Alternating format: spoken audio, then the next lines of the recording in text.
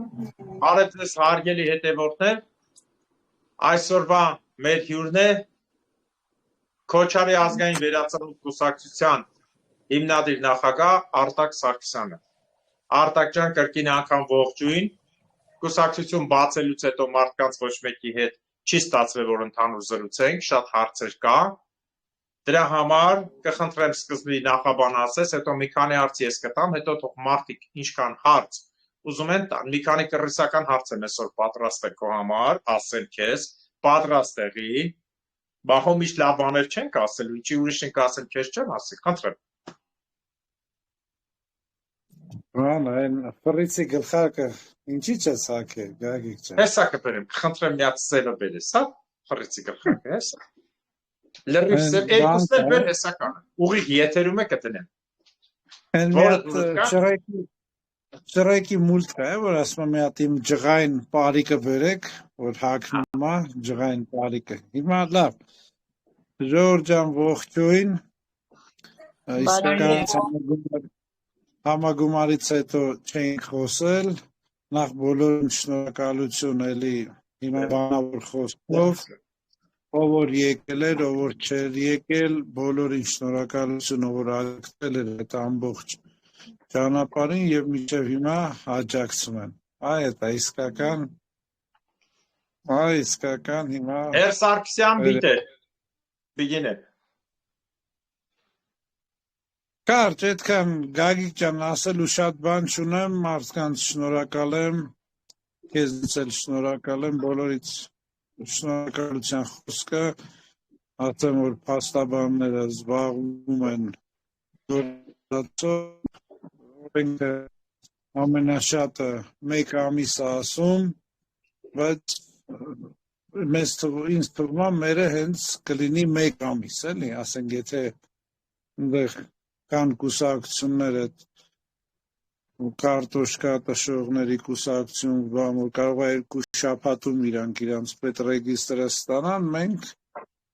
ինձ թվում է ուղիղ ամիս հետո կստանանք, բայց բողոքելու բան չունենք։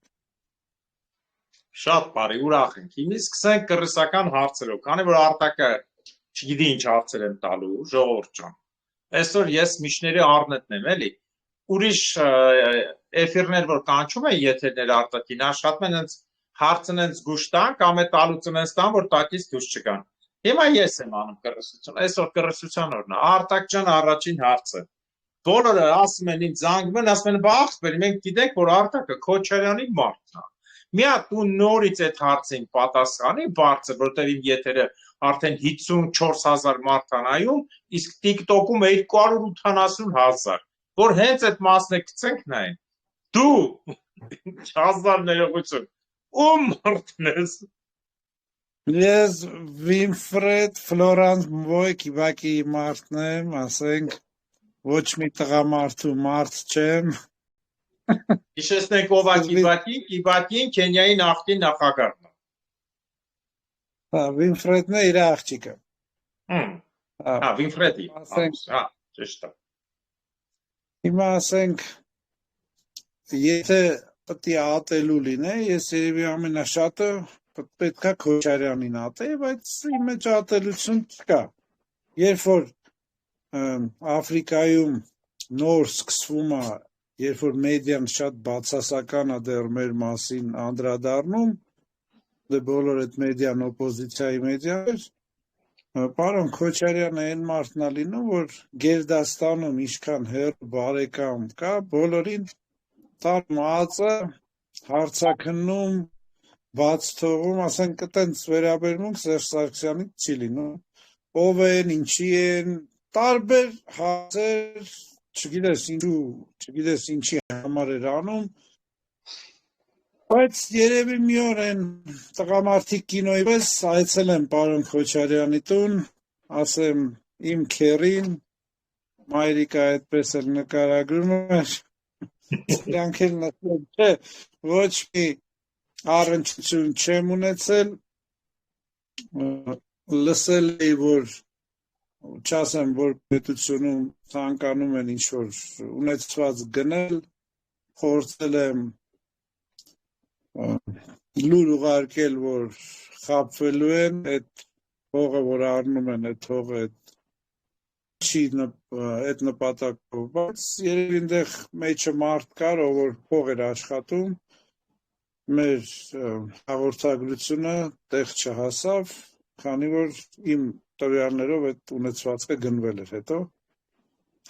Ոչ մի անգամ ծանոթ չեմ եղել ոչ Քոչարյանին, ոչ պարոն Սարգսյանին, հիմա ասում էին մարդն է, հետո որ հասկացան, որ ասենք նորմալ ուղիղ կյանքով ապրող մարդ ենք, տղամարդկանց վրա չենք նայում, փոխեցին պրոյեկտն է, հիմա պրոյեկտն էլ չաշխատեց, այս վերջերս արդեն գրում էին Սերժ Սարգսյանի պրոյեկտն է,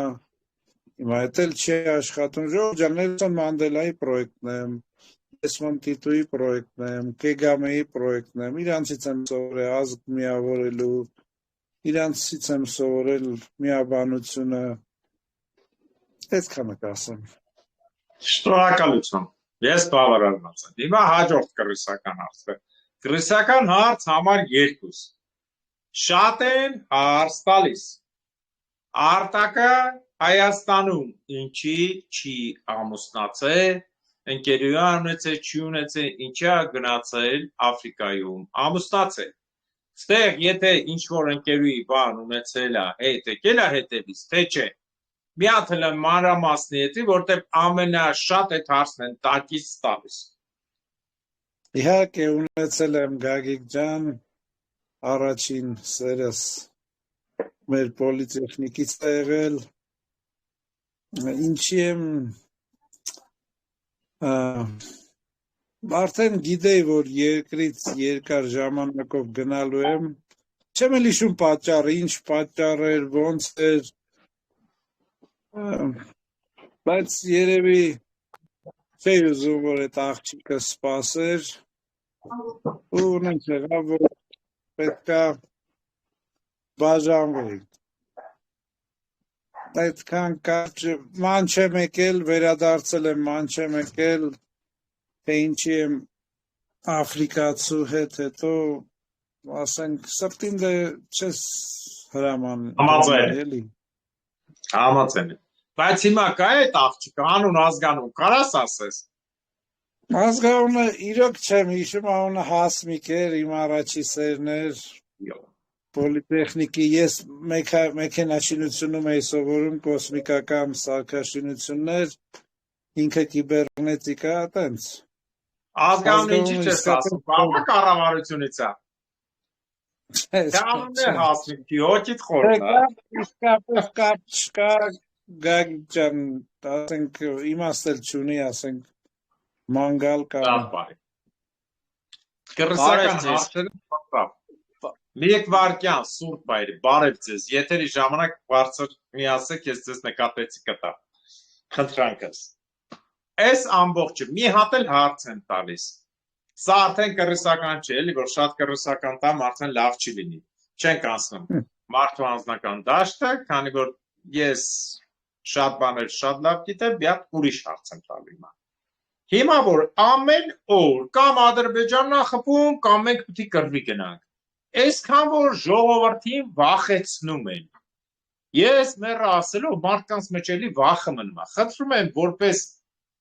պատերազմների կամ այդ քաղաքացիական պատերազմների, ազգային ազատագրական պատերազմների որպես մասնակից կառավարող մարդ Աֆրիկայի մի շարք երկրներում ես կարամ տամ երկրների անունները, թե չէ։ Կարող եք։ Հարավային Սուդան, Քենիա, Տանզանիա, Սոմալիի համար, իմիջիայլոց բոլոր գործերը եղել է քրիստոնյաների պաշտպանության համար, անկախ քանակության ու երկրի։ Մասնակից հետները փորձած։ Ոնց կարաս ասես, այսինքն հիմա ինչի են սրանք անում։ Ես բացատրում եմ, խնդրում եմ քո կողմից բացատրես։ Ինչի են ժողովրդին անընդհատ աղաբեկում, քանի որ պատերազմ հաստատ չի լինելու, ես այդ մասին ամեն օր ասում։ Գագիկ ջան, մինչև հարցի պատասխանելը քո վիդեոն լղոզվում է, չգիտեմ, մենակ իմ մոտ է, թե ժողովուրդ ձեր մոտ էլ է։ Լղոզվում է վիդեոս։ Իմ մոտ էլ նույնը։ Հեսա դուրս կամ մտնեմ, մեկ վարքյանով չեմ անջատում, դուրս կամ մտնեմ։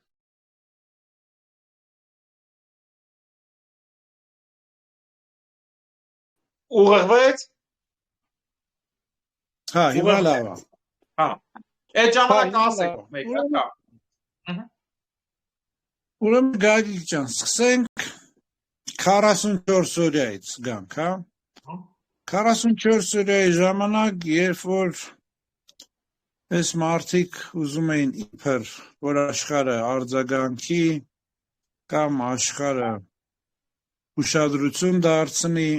ես բազմաթիվ հաղորդակցություններ եմ ուղարկել Գենշտաբի ղեկավարին, որ խփի նավթամուղին եւ գազամուղին։ Պատերազմը մի օրվա մեջ կպրծնի։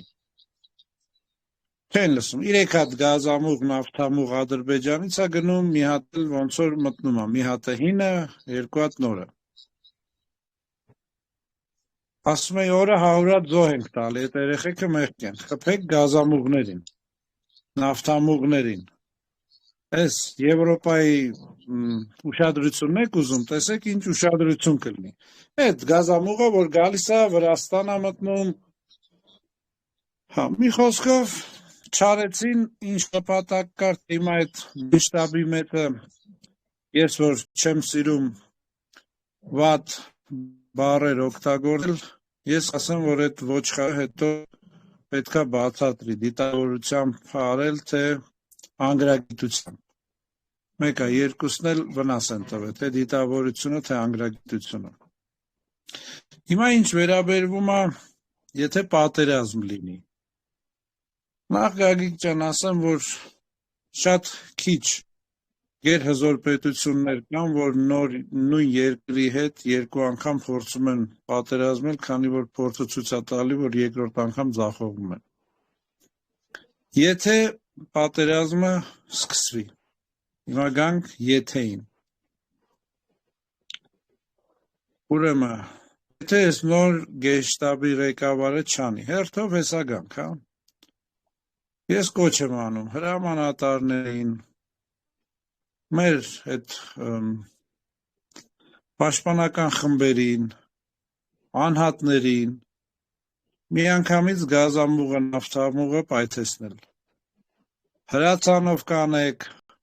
20 հատ մոլոտովի կոկտեյլով կվառեք, որ տրաքի,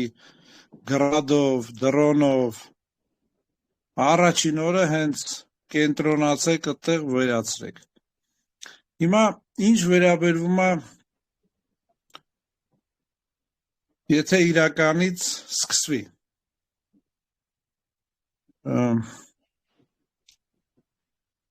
Ասեմ, որ Գագիկ ջան, դա կլինի Ադրբեջանի լուծարման սկիզբը։ Այսինքն, եթե Ադրբեջանը հարձակվի,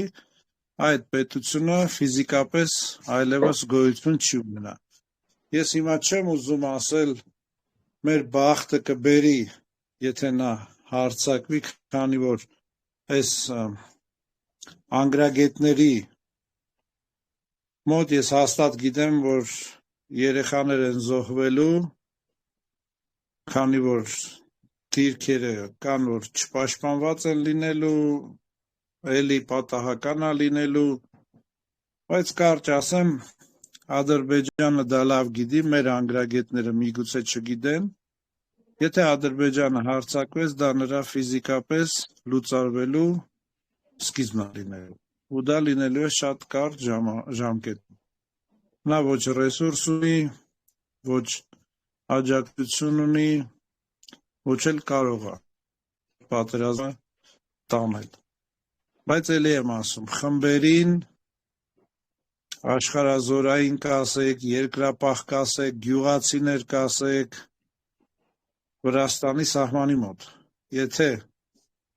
ինչ-որ մի տեղից հանկարծ եղավ հարձակում, խփում եք, պայթացնում եք, վառում եք գազամուղներն ու նավթամուղերը։ Շնորհակալություն։ Մի կարճ խոսքել ու կարող եք մարդիկ հարցեր տալ։ Ըստ ձեզ, որ այդքան զենքի մասնագետ եք, հնդկական զենքերը, որոնք փորձարկության չեն անցել պատերազմում, Չնայած ես լավ գիտեմ նրանց տակտիկական տվյալները, որը բոլորը եվրոպական լիցենզիաներ են, հատկապես այն հրանոթները շարժական, որոնք աշխատում են 155 մմ հրթիռի դեպքում մինչև 80 կիլոմետր խփող։ Այդ զենքերը ըստ ձեզ Հայաստանում փորձարկվելու, թե ինքը արդեն օգուտ ունի։ Ըստ ձեզ ուղղակի չեզոք կարծիք, որպես զենքի մասնագետ։ Եթե դրանք առաջի սերնդի զենքեր են, հիմնականում առաջի սերնդի զենքերը տրվում են անվճար կոնֆլիկտի գոտիներում, որպեսզի կատարելագործվի կամ այդ կարիք կարվի, թե ինչ են իրանք առաջի սերնդի զենքեր գնում, դժվար է ասել ատկատա տեղ, թե ինչա, դա շատ դժվար է ասել, ու ամենակարևորը զենքի առևտուրը լինում է գաղտնի, իսկ այս մարդկանց մոտ քարոզ արշավ է։ Այո։ Ես մի փոքր դրվագ պատմեմ, մենք Bushmaster զենքի ագենտն ենք որոշ երկրներում, երբ որ Bushmaster-ը դա հենց այդ M16, M14, M15 այդ մակարդակի զենքն է,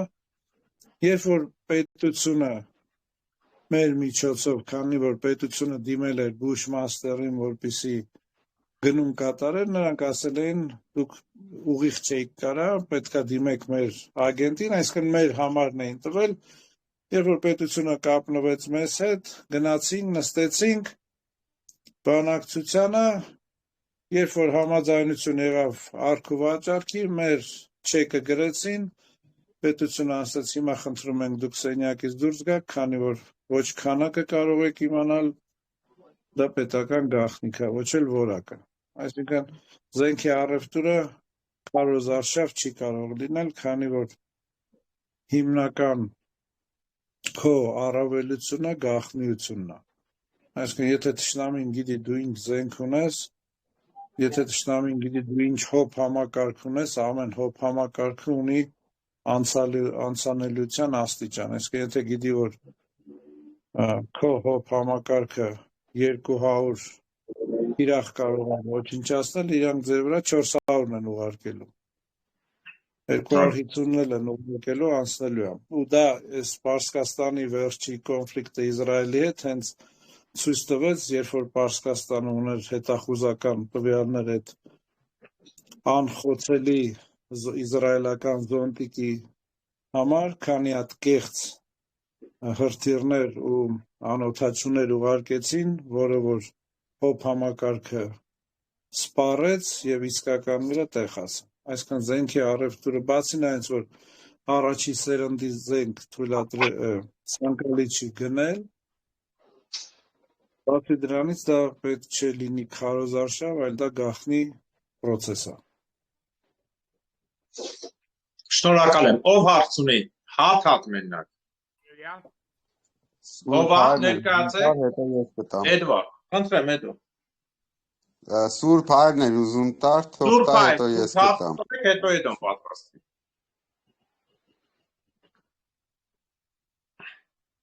Սուրբ հայր հարց տվեք։ Մեջը չի Սուրբ հայր։ Լսում եք։ Հարց չէ, պետք է ասել ես ինչ հարցեր եք տալիս, պարոն Թադևոսյան։ Սուրբ հայր ջան, դե դա հիմի կրսական հարցեր պետք է տանք, թե չէ։ Թե չէ կլինի ուղղորդված, բարև ձեզ, դուք ամենալավն եք, չէ ամենավատն եք։ Ես գիտեմ։ Ես ինչքան էլ արտակին հարգեմ, ես բոլորին էլ ոնց որ արտակին են զանգում ասում, Գագոն ինչ են ասում, KGB-ի թե ինչ են ասում, ինչ նաժմի տակով անցկացնում մեզ։ Ոնց էին ասում։ Հա, տենց ֆիլտրի տակով, թե Սիլոյով ֆրիցը։ Այդ տենց են ասում։ Շնորհակալություն կոմպլիմենտի համար, որտեղ ֆրիցները Գերմանիայի էթնիկ ամենահարուստ ժողովուրդն են, ամբողջ ծովափիտ անցնա։ Էդո հարց դու։ Հա, բարի ողջույն Արտակ ջան։ Կրկին շնորհավորում եմ ուսակցության բացման համար, առիթով մի քանի կրիսական հարցեր ժողովուրդը ինձ են տալիս։ Առլետները շատացան։ Ճիշտ է, ես այդ հարցի պատասխանը շատ լավ գիտեմ, ուղղակի կուզեմ առաջին դեմքից ասենց ասած լսել, որ մարդիկ միանգամից իրազեկվեն հասկանան։ Միշտ հարցնում են առանց ընտրակաշարք ու ֆինանսական այլ ծախսերի ոնց է պատրաստվում հաղթել առաջիկա ընտրությունները։ Դա է առաջի հարցը, շնորհակալություն, երկրորդին առանձին կտամ։ Մի քիչ ընդլայնեք, չհասկացա հարցը, այսինքն առանց ֆինանսական, իհարկե Այսինքն 30 տարի Արտակ ջան, ընտրակաշառքներ եւ այլն, մարդկանց ձայները առել են, հա? Հիմա ասում եմ, եթե դուք արդար ընտրության եք դուրս գալիս, հա, ոնց եք պատրաստվում, հա, ռեժիմի եւ մնացածի հետ առանց ընտրակաշառք բաժանելու գաք իշխանության, հաղթեք։ Ուրեմն հարցը մի քանի փոխ պատասխանեմ, նախ երբեք ձայներ ոչ մեկից չեմ ուզել, Էդուարդ ջան, այդ մարդկանց պետք է ասես մի հատ լսեն մենք մարդկանցից ինչ ենք ուզում, մենք առանց ձայների կհաղթենք, մենք մարդկանց սիրտն ենք ուզում։ Ինչ վերաբերվում է ընտրարշավին, ուրեմն Ժողովուրդ ջան, ընտրարշավը սկսվում է անցած ընտրությունը վերջանալուց հետո, այսինքն մենք արդեն ընտրարշավ ենք անում, իսկ այն 2 ամիս կտան, թե 3 ամիս կտան, այդ արդեն այն ժամկետն է, որ արդեն բաներ կա, որ արգելվում է, այսինքն այս կեղծ թեզերը, որ 2 ամիս է, 3 ամիս է ընտրարշավը, դա սուտ թեզեր է, իսկական ընտրարշավը սկսվում է ընտրությունների հաջորդ օրվանից, այսինքն մի ընտրությունը վերջացել է, քաղաքական կուսակցությունները սկսում են իրանց ընտրարշավը, այդ 4 տարի կլինի, թե 5 տարի կլինի, ամեն երկրներում տարբեր է։ Ու երբ որ գալիս է այդ 2-3 ամիսը, որ ռեգլամենտատրվում, այդտեղ արդեն ընտրարշավի ամեն ինչ չի, որ թույլատրվում է, կան սահմանափակումներ, որ կուսակցություններին դնում են դժվարությունների մեջ, իսկ պետական իշխող ուժերին տալիս են առավելություն։ Այսինքն կաշառքի մասին իհարկե խոսք չի կարող լինել ու մենակ ձայներով չես հաղթում ու մենակ փողով չես հաղթում։ Արապ Մոյը Կենիայի ամենահարուստ մարդն էր, 27 տարի դիկտատոր, միակ բիզնեսմենը, բայց երբ որ խոսքը գնում է, ասենք, քաղաքապետ, գյուղապետ, միգուցե մարդիկ փողին նայում են, բայց հավատացեք, երբ որ խոսքը գնում է երկրի ղեկավարի մասին, մարդիկ գնում են մարդու հետևից։ Թե չէ, այդքան դիկտատորները ոչ ոք չէր պարտվի։ Նրանցից շատ փող ունեցող հիմնականում երկրներում չեն լինում։ Շնորհակալություն։ Արձագանք հետո հաջորդ հարցը։ Շնորհակալություն, ես համոզված եմ, որ մեր երկրում adekvat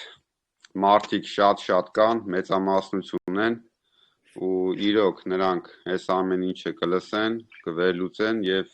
իրանց սրտերը կտան Քոչարի վերածնունդ շարժմանը։ Եվ երկրորդ հարցը շատ կարճ ու մնացածները թող հաստան։ Այսօր բոլորս գիտենք ինչքան քաղ բանտարկյալներ կան, անհիմն փակված ու ինչքան ցմա դատապարտյալներ կան, որոնցից շատերը, իրոք մի քանի դեպ անձամբ ես գիտեմ, քննիչների, դատախազների, օրինապահ մարմինների անփութության, տգիտության պատճառով, այն որ 10 տարեկան օրինակ տնից դուրս են եկել, գնացել են բանակ ու այլևս չեն վերադարձել։ Իշխանության գալով առաջնահերթ պիտի իրավապահ համակարգը հապշտապ զբաղվի նման մարդկանց գործը վերանայելով։ Էդուարդ ջան, ուրեմն քաղ բանտարկյալների գործը չի վերանայվելու բոլորը։ Եթե այդտեղ չկա սպանության դեպք, բոլորը, ոչ միայն քաղ բանտարկյալները, այլ բոլոր բանտարկյալները բացառություննակազմ սպանության գործերը լինելու է համաներում։ Այսինքն համաներում քաղ բանտարկյալների մասին խոսվում է, որ քաղ բանտարկյալների ընդհանրապես այդ քրեական ռեկորդները ջնջվելու է, ոչ մի արխիվներում չի լինելու, որ նրանք երբևիցե եղել են դատապարտված։ Մյուս հանցագործությունները, այսինքն եթե հասկանալի է կան ծանր հանցագործություններ, լինելու է համաներում ժամանակատրվելու, որ եթե այսքան ժամանակում նրանք օրենքը չխախտեն, ապա նորից նրանց բոլոր քրեական ռեկորդները ջնջվելու է։ Իհարկե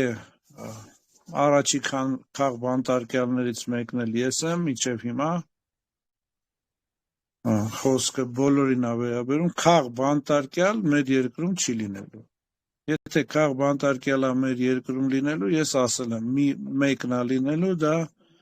Ադրբեջանի հիմիկվա նախագահը։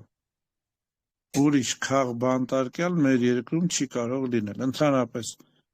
խաղ բանտարկյալ ժողովրդավարական երկրում չի կարող գոյություն ունենալ։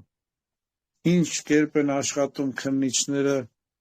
դրա մասին չխոսանք, բազմաթիվ անգամ ասել եմ, որ ինչքան է դրանց չհարգեմ,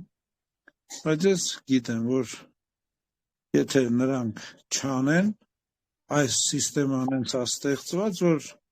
լավագույն դեպքում իրանց ասելու են դիմում գրի հեռացի, վատագույն դեպքում մի հատ էլ գործ իրանց վրա են սարքելու։ Հիմա դրա համար մենք գալիս ենք այս համակարգը փոխենք։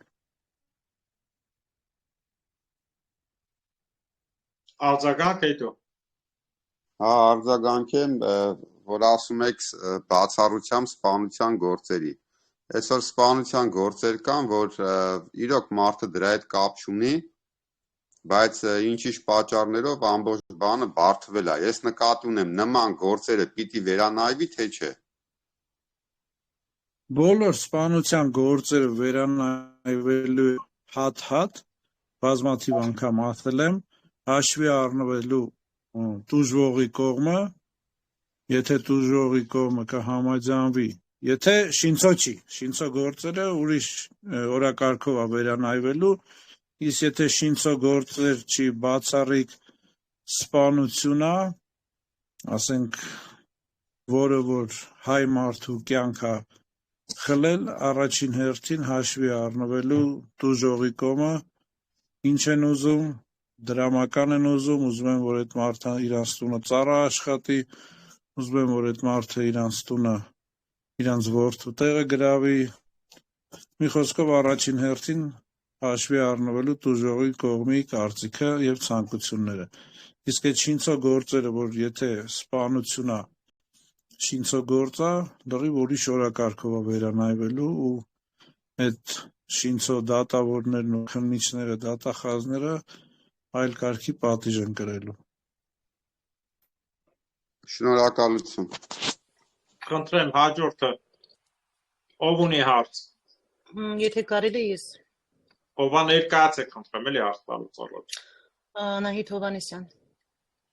Խնդրեմ հարց տվեք։ Պարոն Թադևոսյան, քանի որ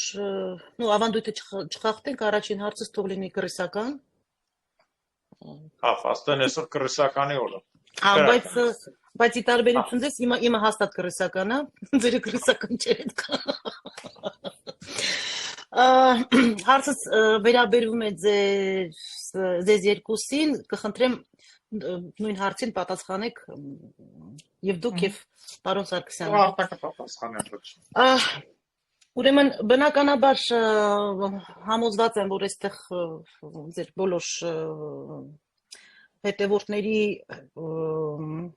ծանոթները ունեն հարցեր, որ մեզ հղում են, բնականաբար հարցս նաև, այսպես ասեմ, ընդհանուր է իմ կոնկրետ իմ շրջապատի կողմից։ Բացի ձեր ընդհանուր, որը մենք գիտենք ինչը որ ձեզ համախմբել է, կոնկրետ երկու անձի, Գագիկ Թադևոսյան եւ Արտակ Սարգսյան։ Նաև որակային նկատի ունեմ մարդկային, որ որակներն են ձեզ միմյանց, այսպես ասեմ, սիմպաթիային բերել, այդ մեկ։ Երկրորդը ինչ պարագայում եւ ինչը կարող է ձեզ բաժանի, ինչ որ աստվածչյանի, ինչ որ ապրիդիլոնի этаպի, որովհետեւ հարցս քանի ինչի համար եմ ընչեցնում։ Մենք բազմաթիվ անգամներ ականատես ենք եղել այդ տանդեմներին, այդ միություններին եւ այլն, հետո մեջտեղից ոնց է փուչիկի պես ոչ տրակվում ես ինձ կոնկրետ շատ սիմպաթիզիրую ձեր դոբրի զլոյ պոլիցեյսկի դերերը որ դուք հիմա կիսել եք շատ լավ է ստացվում ապրեք բայց այնուամենայնիվ где подвох ռուսի ասած մեկ Ապրես Սուլաձեն հարցերը գրե գիտես չէ Սուլաձեի գրած Չէ, չէ, մի րոպե, ոչ, մի րոպե, որ կինեմ պետք չի ինձ բան անել այդ կուխնյա ուղարկել։ Ցուլաձեին ես եմ շատ լիքը իդեաներ տվել, Ցուլաձեն հելո պետք է լիքը մշակին, չէ՞ որ ես Ցուլաձեին ասել եմ։ Դա, ուղիղ եթերում եք, խնդրեմ, հարցը տվեք։ Տվեցի հարցս։ Շնորհակալություն, հաստատ առաջինը դու ասա, հետո ես կասեմ։ Ուրեմն իրականում տեղ դոբրի զլոյ չկա, երկուսը զլոյ ենք, որ իմ զլոյությունը կարակ ինտերնետում կարդակ Աֆրիկայում իմ թշնամիները ինչ մականուններ էին ինձ վերագրել, ասենք Դրակուլա, Ռասպուտին, հիմա ինչը կարա մեր բաժանի, դե հիմնական եթե գաղափարից ինչ-որ մեկը շեղվի, ասենք, ես գաղափարից չեմ շեղվի ու ես գիտեմ, որ գագիկն էլ էլի գաղափարից չի շեղվելու։ Վեր, հիմա ես ասեմ։ Ես վերջացրեցի։ Հա, տարբերությունը որն է, մի 50 անգամ ասել ենք, էլի կրկնեմ։ Անկախ նրանից ինչ հարց ես ավելի սենց զլոյ եմ, էլի, անկախ ես շատ խիստ եմ մեկնաբանում, որտեղ հայազգի մեջ ես տարբեր երկրներում էլ ապրել եմ, արտակնել բնական է։ Ես շատ եմ դեգերում, որ հայ գտնեմ, մորալինում ես մոտավորապես 2800 կիլոմետր գնում եմ, որ մի հատ հայ գտնեմ ու բացատրեմ իրական հայը որն է։ Դրա համար իմ մոտ ավելի ծանր է նստած։ Արտակի փորձը կառավարման պետական համակարգում շատ, իմ փորձը ավելի շատ այս շփման համակարգում էլի պետականի հետ խառը, տակից երևացողով։ Դրա համար շատ հարցեր կա, ես ավելի ժոստկի եմ դրում, արտակը ասում է, չէ, մարդկանց այդքան բան մի դիր, որովհետև ընդունում է ինքը Մանդելայի եւ մյուսների, որոնց հետ մոտեղ է այդ կերպարը, իսկ ես մի քիչ ազգայինի վրա եմ։ Հետո ինչը կհեռացնի։ Մեզ մի բան կարա հեռացնի, եթե որևէ մեկս նախկին ու ներկայի հետ մոտենանք։ Այդ մի հարցը ես ասել եմ, այն օրը ծիծաղով ասեցի, արդը կնոջ չանես, որ մի օր եթերը բացեն, սկսեմ քեզ կննգելը։ Իհարկե։ Մեկ էլ մի հատ հարց եմ ուզում տամ, արտակին, կար։ Բավարարված եք։ Մի րոպե, անկեղծ չես, է։ Ինչի անկեղծ չեմ։ Տանգետ կեքնել մեզ կհեռացնի, այդ բառը նոր եմ սովորել։ Տանգետքեն դե գովաբանել որևէ մի խմբավորման չլինի։ Դե որ ասում ենք իրանք բոլորը նույնի մունետիկներ են, անուն չլինի, մարդ է, հիմա իր համար թող գնա, ես անուններ չեմ ուզում տամ, քանի որ ինքը ինձ չի անդրադարձել, թե չէ տենց հա, շատ բաներ, մունետիկներով պետք չի։ Լավ, հիմա բավարարված եք, թե չէ։ Բնականաբար ընդհանուր նորմալ է։ Չէ, հարցը բավարարեց, այդ մակարդակն է, նախ արտակը սիրում է ավանդական ազգային, որը շատ գեղեցիկ բան է, բնիկ հայկական ձև է, որ մարդը սիրում է ընտանիքի հետ շփվել, ունենալ ընտանեկան ազգային, դա շատ կարևոր բան։ Դա շատ կարևոր բան է։ Ես հարյուրներով, ես 4 երկիր եմ ապրել, 560-ից ավել քաղաք եմ եղել տարբեր երկրների, 16 երկրի։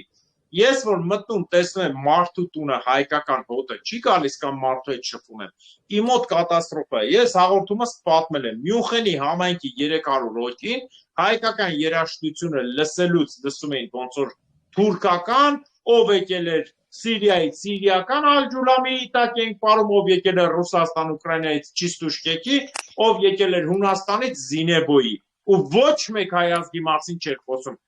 Սննդի սեղանին նստած կողքի օբյեկտից են խոսում։ Այդտեղ ես հայություն չտեսա։ Հասկանալի է ձեզ, եթե դուք մի կամ երկու եք տենում, ես ինչ մարդ եմ, ես 100,000-ներով եմ տենում տարբեր երկրներում։ Այդ է ինձ ցավացնում։ Դրա համար նմանությունը այնա որ սիրում ենք հայկական արժեքը, տարբերությունը այն է, որ ես ավելի ժոստկի եմ մարդկանց ստուգում, դրա համար արտաքին զանգում բողոքում են, ասում են ցիլոյով ֆռիցը շատ ժոստկի է ստուգում։ Ու ես ավելի sense միանգամից եմ, էլի։ Պարոն Թադևոսյան ջան, ես լրիվ հակառակն եմ ընկալում, իմ ընկալումներով զլոյը արտակնա դոբրի դուք եք, поэтому դուք իժու իզուրեցկան։ Ու ավելին ասեմ, եթե պարոն Սարգսյանը լիներ են դոբրի պուշիստի վիճակներով, կոնկրետ ես, որը երբեք չեմ եղել ոչ մի կուսակցության անդամ եւ չեմ պատրաստվել, հաստատ միգուցե եւ դա է ինձ գրավել։ Լավ, եւ վերջին հարցս ինչպես եք դուք ինչ կրիտերիաներով եք վերցնում կուսակցություն, այդ մեր պասպորտները, որ մենք ուղարկում ենք, ID-ները եւ այլն, ինչ ժոստկի կամ ոչ ժոստկի ադբոր ենք մենք անցնում, ինչ ովքեր են մեր շարքերում։ Կադրը решает всё, Ստալինի ասած, ինչ կրիտերիաներով եք դուք Ուրեմն շատ լավ հարց է, ասեմ ձեզ, որ ամեն անձնագիրը ստանալուց համակարգով տեսնում ենք մարդը ինչ կուսակցությունների մեջ է եղել ու ասեմ, որ մոտավոր հաշվարկներում Հայաստանում կուսակցության մեջ ընդգրկված է 5-ից 10,000 հոգի։ Այսինքն այն գաղափարը, որ Հայաստանը լիքը կուսակցություններ կան եւ բոլոր էլ մարդ չկա, բոլորը ընդգրկված են կուսակցությունների մեջ, դա միֆ է, այսինքն այդ նույն մարդիկ ինչ որ հիմնականում, հա, կան իհարկե ձեր պես, ով որ նոր է, ոչ մի անգամ ոչ մի կուսակցության չի համակրել, չի միացել, բայց հիմնականում այսինքն այս կուսակցությունից դուրս եկան մյուս կուսակցություն, հիմա եկան մեր մոտ, հիմնականում այդ է, հիմա կուսակցություն ստեղծելուց իհարկե բոլորին տրվում է շանս, չկա տեղ կրիտերիա, այ ինչ վերաբերում է արդեն ոչ թե անդամ, այլ ընդգրկվածությունը, դա գաղտնի պրոցես է, չեմ ուզենա բարձրաձայնել, ինչ կրիտերիաներով ենք ընդառաջվում, երբ որ մարդուն, ասենք, տանք հանձնարարություն, իհարկե առաջինը ճանաչելն է, հենց ես հին դպրոցի մարդ եմ, երես-բերես ճանաչելն է, հետո կան ուրիշ կրիտերիաներ, փոքր հարցազրույցներ, հիմա Գագիկը գիտի, մենք երիտասարդների միությունն ենք համախմբում, ման են գալիս երիտասարդների միության անդամներ, Գագիկը գիտի ինչ դժվար հարցեր եմ տալիս այդ երիտասարդներին, երբ որ հանդիպում եմ, կա որ այդ հարցերը անցնում է, կա որ Գագիկին զանգում, ասում եմ Գագիկ ջան, այս տղայի հետ դեռ պետք է աշխատել, դեռ չի համընկնում մեր կրիտերիաներին։ Հիմա թե ինչ հարցեր են, ինչ կրիտերիաներ են, չի ուզենա բարձրաձայնել, դա մեր գաղտնիքներն է, բայց կա, իհարկե կա այդ կրիտերիաները։ Խոսքը վերաբերում է այն մարդկանց, ով որ ակտիվ պետք է ընդգրկված լինի։ Իսկ կուսակցությունը դա հասարակական կազմակերպություն է, առանց կրիտերիաների, որպես անդամ բոլորը կարող են դառնալ։ Շնորհակալություն։ Խնդրեմ, այսինքն ունի չափանիշ, կա կորիս եւ կան անդամներ, որոնք ուղղակի կարող են կան դառնալ իր ցանկությամբ է կարող ինքը հելնի ցանկացած մարդ էլ ուղղակի ունի ամեն մեկը իր չափանիշը, եթե կոնկրետ պատասխանատու է, ինքը ավելի շատ է հետևում։ Եթե ուղղակի է ցանկացած մարդ է կարող է չես մտնելու մարդու անձնական դաշտ։ Շնորհակալություն։ Մի հատ ինձ հարց են գրել հետևորդներից մեկը։ Գրել է նախկիններից հիմիկվա ակտիվությունը, էս ի՞նչ է։ Այս նախկինները, որ սկսել են հիմա ակտիվանալ, ոնց կասեք այդ մասին։ Գագիկ ջան, այս մասին ինձ թվում է դու պետք է մի հատ քո վաղվա ելույթում կամ որևէ այլ ելույթում ռուսերեն անդրադառնաս Ռուսաստանի կառավարությանը, քանի որ հիմնական մեղավորը Ռուսաստանի դեսպանատունն է։ Այսինքն այդ կեղծ զեկուցագրերը, որ Ռուսաստանի դեսպանատունը ընդեղի անալիտիկները ուղարկում են դեպի ռուսական կառավարություն, որ այս կամ այն քաղաքական գործիչը դեռ շատ ընդունված, շատ հարգված է ժողովրդի կողմից։ Թե հիմա ինչ նպատակով է, կարանք տարբեր մտածենք, տանում պատիվ են տալիս, ընկերությունն է, փող են գրպանը դնում, թե պարտքի զգացմունքն է, կամ այդ բոլորը իրար հետ, բայց փաստը այն է, որ բոլոր տեղերում է դեսպանի անալիտիկների անձնական շահն է, թե ընկերությունը, թե պատիվ տալը, թե գրպանը փող դնելը, այդ միևնույնն է կեղծ զեկուցագրեր, որ ուղարկում է դեպի ռուսական կառավարությունը չունենալով օպերատիվ ճիշտ ինֆորմացիա, գործում է ու բոլորը լինում է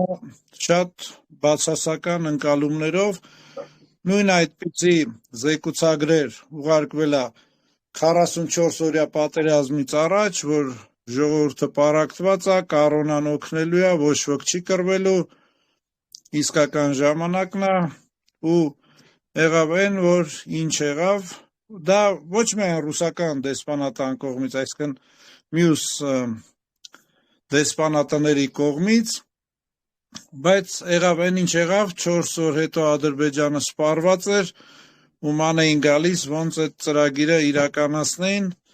իհարկե դավադրությունով իրականացրեցին։ Այդպիսի լիքը զեկուցագրեր դուրս է եկել, երբ որ WikiLeaks-ը հրապարակեց Արթուր եղբայրների, ասենք, զեկուցագրերը,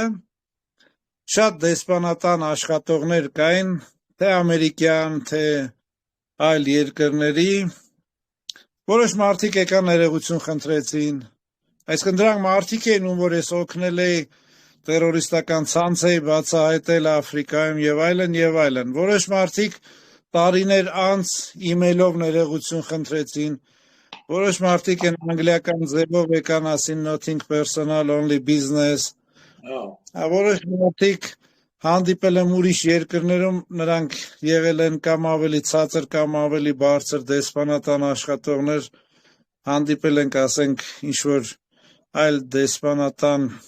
միջազգային տոնի արդիվ եւ այլն, այնտեղ են ներողություն խնդրել, ուզում եմ ասեմ, դա ոչ միայն այս ռուսական դեսպանատան, բոլոր դեսպանատներում կան այդ կեղծ անալիտիկները, որ իրանց անձնական շահն են պաշտպանում, բայց Գագիկ ջան, ինձ թվում է դու վաղը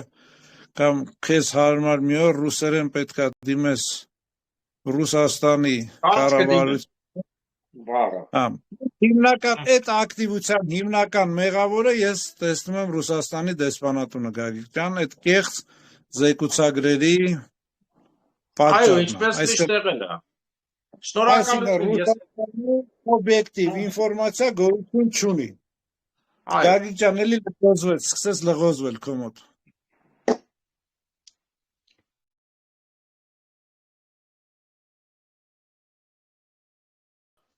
Ուղղվեց։ Այո, ուղղվեց։ Ուրեմն հիշեցնեմ ձեզ, որ կարճ ասեմ, Ռուսաստանի դեսպանների անորակ աշխատանքի շնորհիվ Ռուսաստանը առանց կոպեկ վաճառեց Ալյասկան եւ Ռուսաստանի ապաշնոր Սերբիայի դեսպան Արտեմիևի կողմից սկսվեց առաջին համաշխարհային պատերազմի հիմարությունը, որը սկսվեց սերբերի կոտորածով։ Շնորհակալություն։ Ես նկատի ունեմ, Գագիկ ջան, որ անձնական շահն է, կապ չունի, ասենք տանում են պատիվ են տալիս, թե ընկերությունա, թե գրպանը փող են դնում, բոլոր քայլերում կա անձնական շահը, նույնիսկ եթե մոտիկ ընկերա ինչ-որ քաղաքական գործիչի հետ, էլ ինքը մտածում է իր անձնական շահից, գրում է զևորը, որ պետական աշխատողին անթույլատրելի քայլա նամանավանդ այդ մակարդակի։ Շատ բարի։ Շնորհակալություն։ Հարց ունեք ժողովուրդ։ Կարելի է։ Հերթով կարելի է, սկզբում Գրիգորը, Սամվել հետո դու։ Գրիգորը սկզբում ասաց։ Գրիգոր, խնդրեմ։ Նախ բարև ձեզ, Գրիգոր Թադևոսյան ներկայանամ։ Հարցը ուղղեմ պարոն Սարգսյանին։ Ուրեմն պարոն Սարգսյան, դուք որ ձեր խոսքի մեջ սկզբից ասեցիք, պատերազմի դեպքում խփել գազամուղին, ուրեմն 20 թվականի պատերազմի ժամանակ նման փորձ եղել է ու մի խումբ մեր զինվորականներից որոշել են խփեն գազամուղին ու ճանապարհին դեռ Հայաստանի տարածքում իրանց տրակացրել են, չեն թողել հասնեն իրանց նպատակին, այդ մասին ձեր ծանոթներից մեկը լավ գիտի, Արմենը Սուփիասյան, ՆՊ-ից, երևի հիշեցիք ում մասին է խոսքը, ինքը ավելի մանրամասն ձեզ կարա ասի, նման փորձ եղել է, հենց էդի մեր մոտից է կասեցվել, Պնեի կողմից են ուզեցել պայթեցնել, ուզում եք ասեք գենշտաբը պլանը ուզեցել է, ով է պայթացրել, ես չհասկացա այդ մասը։ Փորձել են մեր զինվորականներից փորձել են պայթեցնել եւ ճանապարհին, որ պետք է հասնեին այնտեղ պայթեցնելու, մեր զինվորականները տրակել են, խփել են։ Իսկ թե ում ցուցումներով դրանք հստակ չի, այսինքն երկար չծավալվեմ այստեղ չաթի մեջ, այդ մասին ձեր ծանոթներից մեկը գրեք այդ իմ ծանոթի կոնտակտները, ես ճիշտ ասած չհիշեցի, միգուցե իրան մականունով գիտեմ, ես կխնդրեմ մի հատ տվյալներով կիսվենք, շատ հետաքրքիր թեմա է։ Անձնական գրեք։ Շնորհակալություն, հարց ունեք Գրիգոր ուրիշ, թե չէ, ուղղակի այո, եւ մի հարց կար, դուք շեշտեցիք ձեր խոսքի մեջ, պարոն Սարգսյան, որ տվյալների ինչ-որ բազա կա, որտեղ կարողանում ենք նայել, թե մարդիկ որ կուսակցությունների անդամ են եղել։ Ուղղակի կուզեի իմանալ տվյալ աղբյուրը ինչքանով է հավաստի ու վստահելի եւ այդ աղբյուրը ում է հասանելի, ինչ կոնկրետ ում իրավաբանական անձ պետք է լինես, որ քեզ հասանելի լինի, թե ոնց է հասանելի դառնում։ Շնորհակալություն։ Նախ իրավաբաններին է հասանելի, ով որ զբաղվում է այդ կուսակցություն բացելու գործով, երկրորդն էլ մեծ մասամբ անձնական հանդիպման ժամանակ խոսալուց մարդիկ իրանք էլ են ասում, որ եղել եմ այս կուսակցություն, բայց փաստաբաններին հասանելի է։ Ինչ վերաբերում է առաջին մասին, որ ասացիք փորձ է եղել, շատ կուզեմ իմանալ ոնց են պայթացվել, եղել են մեր կանոնավոր բանակի զինծառայողները, թե աշխարհազորային, թե երկրապահ, բայց իմ կոչը նրան էր, որ նույնիսկ գյուղի ժողովուրդը այսօրվանից պատրաստվի, կապ չունի, հրամանատարները այսօրվանից պատրաստ են, որ պետքա գրադը դնեն, պրիմոյ նավոդկա են ասում, պետքա մոլոտովի կոկտեյլ, անպայման չի զինվորականը լինի։ Իմ կոչը հետ էր, որ ժողովուրդ ջան, եթե ուզում եք պատերազմը մի օրում պրծնի, պայթացրեք, այդ 3 գազա նավթամուղներից մեկը պայթացրեք, իրանք իրար մոտիկ են գնում, մեկը կոչվում է հին, մեկը կոչվում է, ես քարտեզը վաղուց չեմ նայել, բայց գիտեմ, մենք չենք անի, մեր ախրքյալակի ախելցխայի տղեկին, ընդեղ լավ տղեկ կան, իրանց եմ դիմում, իրանց հողի մեջով էլ անցնում, ընդեղից պետք է անեն, պետք է անեն, հայի ձայնը պետք է լսվի,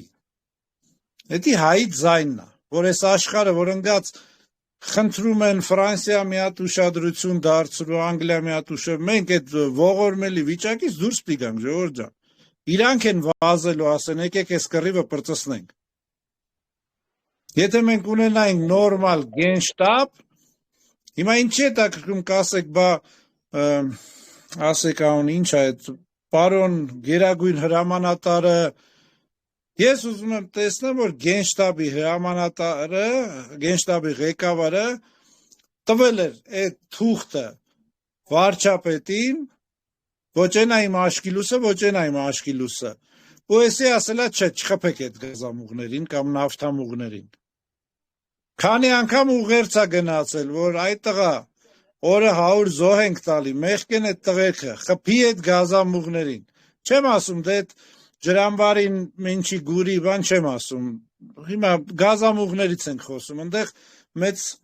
զոհեր է լինելու խաղաղ բնակչությունների բնակչության մեջ։ Ես խոսում եմ պատերազմ կանգնացնելու արագ ձևը առանց զոհերի երկու կողմից էլ, որ այս երկու ժողովուրդը, ասենք, երկու քաղաքական դեմքերի կապրիզի զոհ չլնեն։ Այն մեկը ընդեղ է նստած զոհեր է տալի, այս մեկը ստեղ է նստած զոհեր ենք տալիս։ Շնորհակալություն։ Բավարարված եք։ Այո, շատ Շնորհակալություն։ Սամվել, խնդրեմ։ Սամվել Գինբերգ Գերմանիայից Արտակ ջան, մի հատ հարց, ամենակարևոր հարցը, այսքան մենք խոսում ենք, բայց դուք ասում եք, որ Հայաստանում թշնամի չունեք։ Ուզում եմ ասեմ, ինչքան ժողովուրդը կուսակցությունին համակրեց, այս դուք այդ բարի համար արդեն ունեք հետապնդում, ամենակարևոր հարցը, դուք ապահովված եք հետագայում ձեր անվտանգության մասին եմ ուզում հարցնեմ։ Քանի որ ինչքան առաջ գնաք, բոլոր կուսակցությունը ձեր թշնամին է լինելու, դուք անկախ ուզենք չուզենք։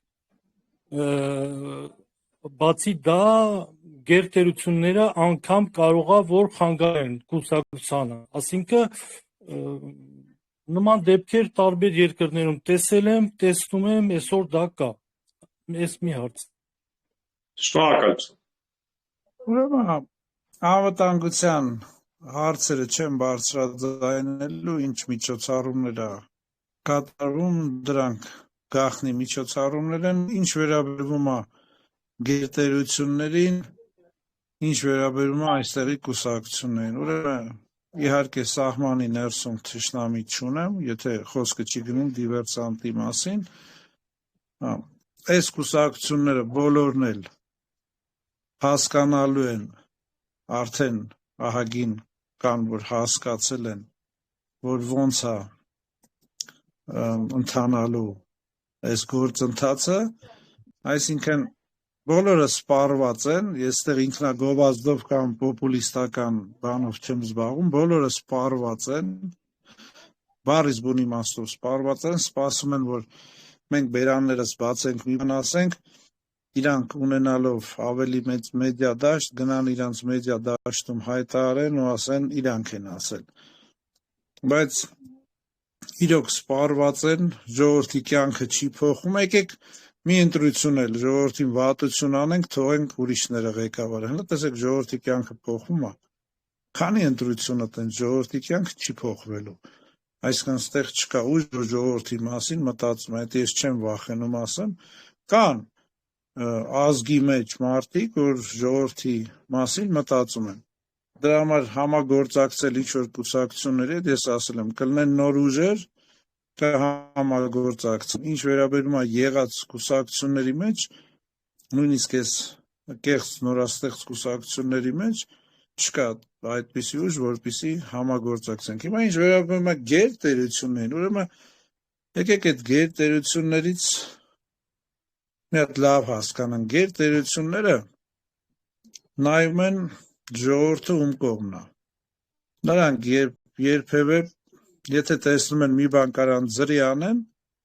նրանք ձրի են անել։ Դրա համար ես որ ասացի Գագիկ ջան մի հատ վաղնա կամ մյուս օրնա ռուսերենով հայտարարություն արա ռուսական պետությանը, որ այդ պետությունը ռեսուրսներ է ծախսում Հայաստանում, ասենք մարդկանց վրա, ով որ ժողովրդի աջակցությունը չունի։ Այսինքն գերտերությունները նայում են, ով ժողովրդի աջակցություն ունի։ Ձեզ թվում է Կենիայում իրանց Անգլիայի տեխնացուն, որ իրանք մինչև հիմա գաղութ են համարում, 3 ընտրություն, 4 ընտրություն պարտվում է, Անգլիայի պես գերտերություն կար։ Չէ, բայց հետո գալիս, եթե զգում եմ, որ դու սուբյեկտ ես, քո այդ համագործակցությունը, հիմա չբարձրաձայնեմ ինչ քայլերով նրանք հասկացան, որ մենք սուբյեկտ ենք, գերպետությունների հետ 3 ձև կա խոսալու։ Քո աշխարհաքաղաքական դիրքը, քո զինվորական պոտենցիալը, քո այդ մտքի պոտենցիալը եւ այդ բոլորը պետքա լինի սուբյեկտի միջոցով, այսինքն դու պետքա լինես գործոն։ Ու մեր երկիրը այդ բոլոր 3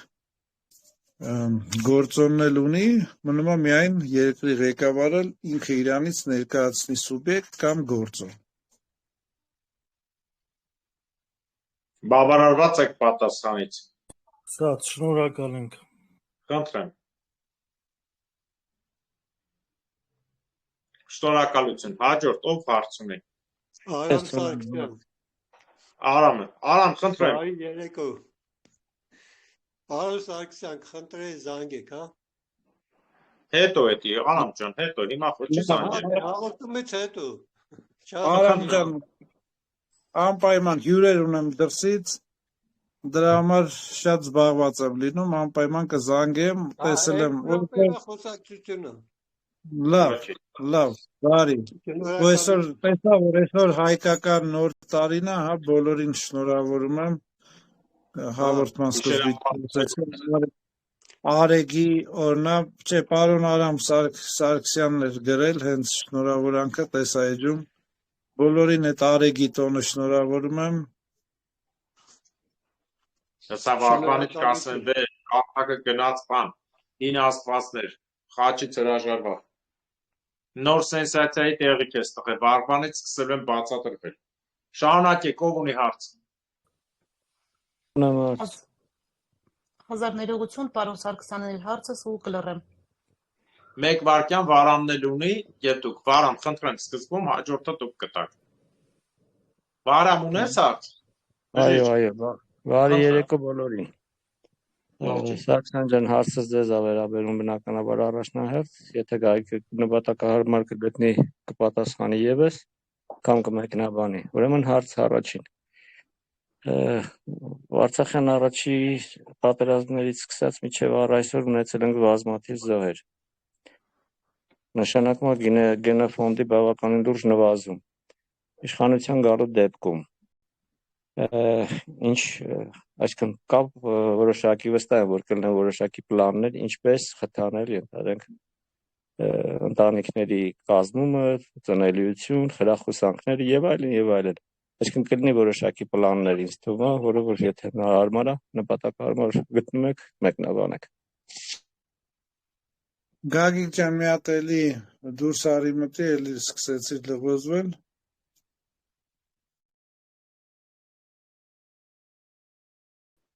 Ինձ որ բազում նամակներ են գրում, ինֆորմացիան գալիս է, դրանից է, խնդրեմ։ Ուրեմն, առաջին քայլը քաղաքավարության, քաղաքակրթության նորմաները։ Այդ ազգովի փաստաթուղթը, որ ասում են պետքա հիմնենք, այսինքն Մսուրից ազգը փոխենք։ Միայն դրամական խրախուսանքները չի աշխատում։ Եվրոպան էլ է տալիս, Ռուսաստանն էլ է տալիս դրամական խրախուսանք, երեխա չեն ունենում։ Այսինքն եթե մտածում եք, որ դրամական խրախուսանքներով պետքա երկիր փրկենք, չէ։ Ես հավատում եմ, որ Հայաստանը կդառնա մոտ ժամանակներում 10 միլիոնանոց երկիր։ Այսինքն 10 միլիոնանոց երկիրը դա թե ներգաղթնա մեր սփյուռքի, դա երբ որ մարդիկ հասկանան, որ այս երկրում կա արդարություն, այդ ներգաղթը լինելու է, թե ծնելիության բարձրացումն է, որը որ կլինի, ոնց որ ասեցի, քաղաքակրթության նորմաները մարդկանց մեջ բացատրություն տանել Մսուրից մարդկանց փոխելը եւ մյուս հարցը իհարկե աբորտների արգելումը, խոսքը չի գնում իհարկե այն վատ պատահարներին բռնաբարություն կամ հիվանդություն։ Ու կարելի մի քանի ձև, որ պատերազմներին չմասնակցելը մեր ազգը, այսինքն մենք արդեն 44 օրյայի ժամանակից ես մաթեմատիկայից լավ եմ, հասկանում եմ, որ մենք 2 սերունդ չենք վերարտադրվելու։ Այսինքն մենք արդեն 2 սերունդ վերարտադրվելու հարց ունենք։ Պատերազմները կամ պաշտպանությունները վարել միայն պրոքսի բանակներով, վարձկաններով եւ բարձր տեխնոլոգիաներով, դա էլի շատ մեծ բան, այսինքն եթե 44 օրյա մի փոքր զինվորական կոնֆլիկտը կարա մեզնից տանի օֆիցիալ 5000, բայց իրականում ես գիտեմ, որ այդ թիվը ավելի շատ է, ասում եմ, եթե այդ 44 օրյա պատերազմը կարա 2 սերունդ մեզ վերարտադրվելու հնարավորությունը կանգնացնի, ապա բոլորը հիմա պետք է հասկանանք, ես ինչի եմ ասում, որ հայ զինվորի արյուն չպետք է թափվի, մեր տղան երկրներ, որոնք պատրաստ են գան փողի համար, պայքարեն մեր շահերի համար։ Ու դա բոլոր աշխարհն է անում, սկսած Ռուսաստանի պես հզոր երկիրը, սկսած Ամերիկայի պես, դե Ֆրանսիան չասենք, միշտ այդ Foreign Legion-ը օգտագործել է իրանց մարդկանց, չի օգտագործել։ Դա հիմնական, բայց որ Հայաստանը կարա մոտակա 5 տարվա մեջ դառնա 10 միլիոնանոց երկիր, դա ուտոպիա չի, դա շատ մոտիկ ապագա է, ճիշտ ռազմավարություն, ճիշտ քաղաքավարություն, ճիշտ քաղաքակրթություն ու քաղաքականություն։ 10 միլիոն դա մինիմումն եմ ասում, որ մոտակա տարիներին այսքան ծնելիությունը եւ ներգաղթը։ Ու կանգնացնել արտագաղթը, ոչ թե զորով սահմանները փակել, չթողել, ոչ, ստեղծել պայմաններ, որ մարդիկ հասկանան, որ մեր երկիրը իրոք ամենաէժան երկրներից մեկն է, ինչքան էլ ասենք, հա, ոչ բոլոր, ես նկատի ունեմ սնունդ, հիմա ինչքան էլ սրանք բարձրացնում են, հա, կան տեղեր արդեն գույքը հարգման ժողովուրդը խեղդված է, բայց ամենաապահովներից մեկը կարա լինի, ոչ թե ոստիկանության լավ աշխատանքի վրա է հիմնված, ոչ, մեր քաղաքակրթության, մեր կուլտուրայի, մեր այդ ընտանիքների, ասենք, հիմնված, որ մեր Հայաստանը ամենաապահով երկրներից մեկն է, որ տուրիստները գալիս են գիշերով ման են գալիս ու այտենց նույնիսկ Ռուսաստանում կամ նույնիսկ Դուբայում տեղեր կա, այտենց ման չես գա։ Ես կցանկանայի մի բան ավելացնել, նախ ասեմ ձեզ, բժիշկ ջան, դու լավ գիտես ամեն ինչ, ուրեմն աբորտը թույլատրվել է Լենինի կողմից հենց 18 թվականից հատուկ վերացնելու համար, որի ընթացքում պաշտպանական թվերով սպանվել է 195 միլիոն ծնող եւ երեխա, եւ Գերմանիայի նման ֆեդերատիվ հանրապետությունը թողել է 1974 թվականին։ Հիմա Նիկոլ Փաշինյանի իշխանությունը տեսել է ձերի համարյա սարքե էժանացրել է աբորտը։ Սա հատուկ ծրագիր է, որով ժողովրդին ավելի քչացնեն։ Գինը էժանացրել է ու թողել է շուտ անեն։ Այդ հարցը պետք է դրվի այո հենց այդ հարցերի վրա, բացի աբորտից, նաև գաղափարական բարձրությունը, քանի որ հայկական գենոֆոնդը ամենաբարձրն է։ Հայկական գենոֆոնդը միշտ վերականգնման ուժեղ է եղել, որտեղ հայերը կյան վաղուց իրար մեջ չեն ամուսնանում, ինչպես այսօր ասի Պապ Թագավորի վաղտիկ։ Գենոֆոնդը լավն է, իսկ հարևան քոչվորներինը, որ իրանք մինչև այսօր իրար հետ են ամուսնանում, իրանք գենոֆոնդը շատ վատ։ Այդպես 10 միլիոնի 10 Մի բան էլ մոռացա ասեմ, այդ աշխատավարձների բարձրացումը, որը որ փափուկ գենոցիդի ձևն է, այսինքն բազմաթիվ անգամ նշել ենք, պետ աշխատողը ինչ է նշանակում 80,000 աշխատավարձ։ Այսինքն, եթե նա հասնի, երբ որ նա կհասնի աշխատավարձի 400-450, որ կինն էլ աշխատի կկարողանան, ասենք, բնակարան վարձել, 40 տարեկանում այդ աշխատավարձին կհասնի, 40 տարեկանում էլ պսակող չի, այսինքն դա էլ փափուկ գենոցիդն է, այդ ցածր աշխատավարձներով, այսինքն եթե մարդը մի սենյականոցում ապրում է մոր հոր հետ, ինքը ամուսնանալու այդ 80,000-ով շանս չկա։ Աշխատավարձի բարձրացումն էլ անպայման նպաստելու է նրան, որ ամուսնությունները շատանան եւ երեխա ունենան մարդիկ։ Պայմաններ ստեղծել։ Այս սուտ պայմաններից, այս սուտ օրակարգերից հրաժարվել, բայց ամենակարևորը ասում եմ, քաղաքակրթության նորմաներն է։ Տեսեք Եվրոպան էլ է տառապում, Գագիկը կասի, ինչքան փող է տալի Գերմանիայի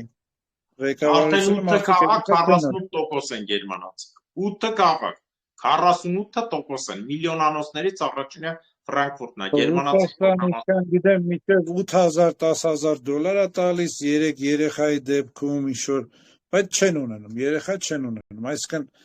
առաջին հերթին այդ դաստիարակությունն է քաղաքակրթության նորմաներն է։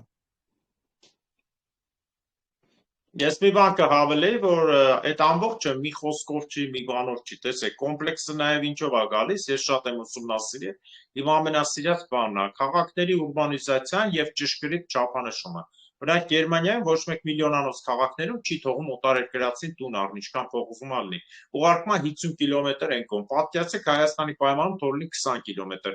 Այսինքն մոտակա Մասիս, Աբովյան, ասենք Աշտարակը, Էջմիածինը, այնտեղներն են քաղաքները մեծանում, թե չէ այստեղ հակառակը, մի հատ Ռախիդ Երևան է ստեղծել 1.5-1.7 միլիոնանոց, գյուղերն ու մնացած քաղաքները դատարկվում, բոլորը լցվում են միտեղ։ Սա նույնիսկ պատերազմի առումով է վտանգավոր, որ մի հատ Երևան ռմբակոծեն, վերջ երկիրը կործանվող։ Իսկ Շվեյցարիայի նման երկիրը, որը Թամանյանը ասեց, ունի 600-300 հազարանոց քաղաք եւ մի շարք 100 հազարանոցներ։ Դրա համար չի կործանվում։ Այդ 10 միլիոնանոց երկիրը, որ ասում եմ մոտակա սարքել, հենց այդ ուրբանիզացիաների շնորհիվ, որ ոչ թե բոլորը լինեն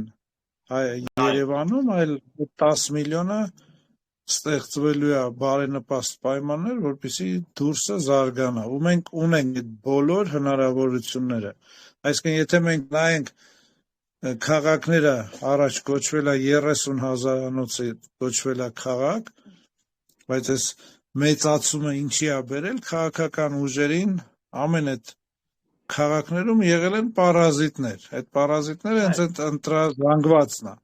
Այսինքն քաղաքական ուժերին ձեռ է տալիս այդ ընտրազանգվածին, այդ պարազիտներին պահել։ Այսինքն դա մոտ ազգի 30% է կազմում։ Այո։ Չէ, դա շատ երկար process է, որ բացի ընտրազանգվածից դա խորհրդային միությունը ուներ ճիշտ բան, որ ունի նաև Եվրոպայի երկրներ, ինչքան փոքր է ադմինիստրատիվ ղեկավարությունը, այնքան հեշտ է ու արագ է զարգանում։ Տեսեք, մենք խոսեցինք այն անգամ 37 շրջանի մասին, Արտակի կեսից մտավ, ասեց խոշորացում։ Խոշորացումը սովետումը տես չէ, շրջանային իրավունք չկա, հիմա բռնում են անկապ են։ Ես օրինակը վերել եմ որպես տեղի մարդ, Արտիկի շրջանի Գեղադիր գյուղը տվել են աշտարակի, միջև մարդը գալի ասում է 60-70 կիլոմետր անցնում է։ Այդ բաժանումները չի լինելու, սխալ բաժանումներ, էլի։ Սրա կողքի գյուղը, որ Արտիկ մինչև 10 կիլոմետր է, գնում է 80 հեռու։ Այդ չափանիշները վերցնելով պետք է փոքր շրջանային բաներ լինեն, ոչ թե խոշորացված անկապ։ Հիմիկվա խոշորացումը ախր ճիշտ չի։ Գյուղապետին հանմա տեղը դնում է մի հատ կոմպյուտերով եսի մում կամ որևէ X-ի, բոլորը գնում են այն կենտրոն։ Տես չպետք է լինի, պետք է լինի ավելի ճիշտ, ավելի համակարգեր կան, որոնք վերցնի, ու այդ դեպքում, երբ որ արտոնությունները տվեց ու աշխատավարձների ստանդարտ լինի, ոչ թե գյուղում աշխատելու աշխատավարձը լինի 50,000 Երևանին է 5 միլիոն, այլ բոլորինը պետք է հավասար լինի, ոնց որ Գերմանիա։ Դրա համար Գերմանիայում գյուղ ապրելը ավելի պրեստիժ է, տունը 5 անգամ թանկ է։ Գյուղի դասատուներն է նույնը ստանում, մայրաքաղաքի են։ Գերմանիա, օրինակ Բեռլինը բարդակ է Եվրոպայում։ Նույնը ոնց որ Փարիզը, Աթենքը, փոքր քաղաքներն են ավելի լավ ապրում։ Շնորհակալություն։ Ուրիշ հարց ունեք։ Հարցն է երկրորդ, եթե կարելի է։ Ասա, Խշճան, ասա։ Դուք բոլորդ էլ գիտեք, որ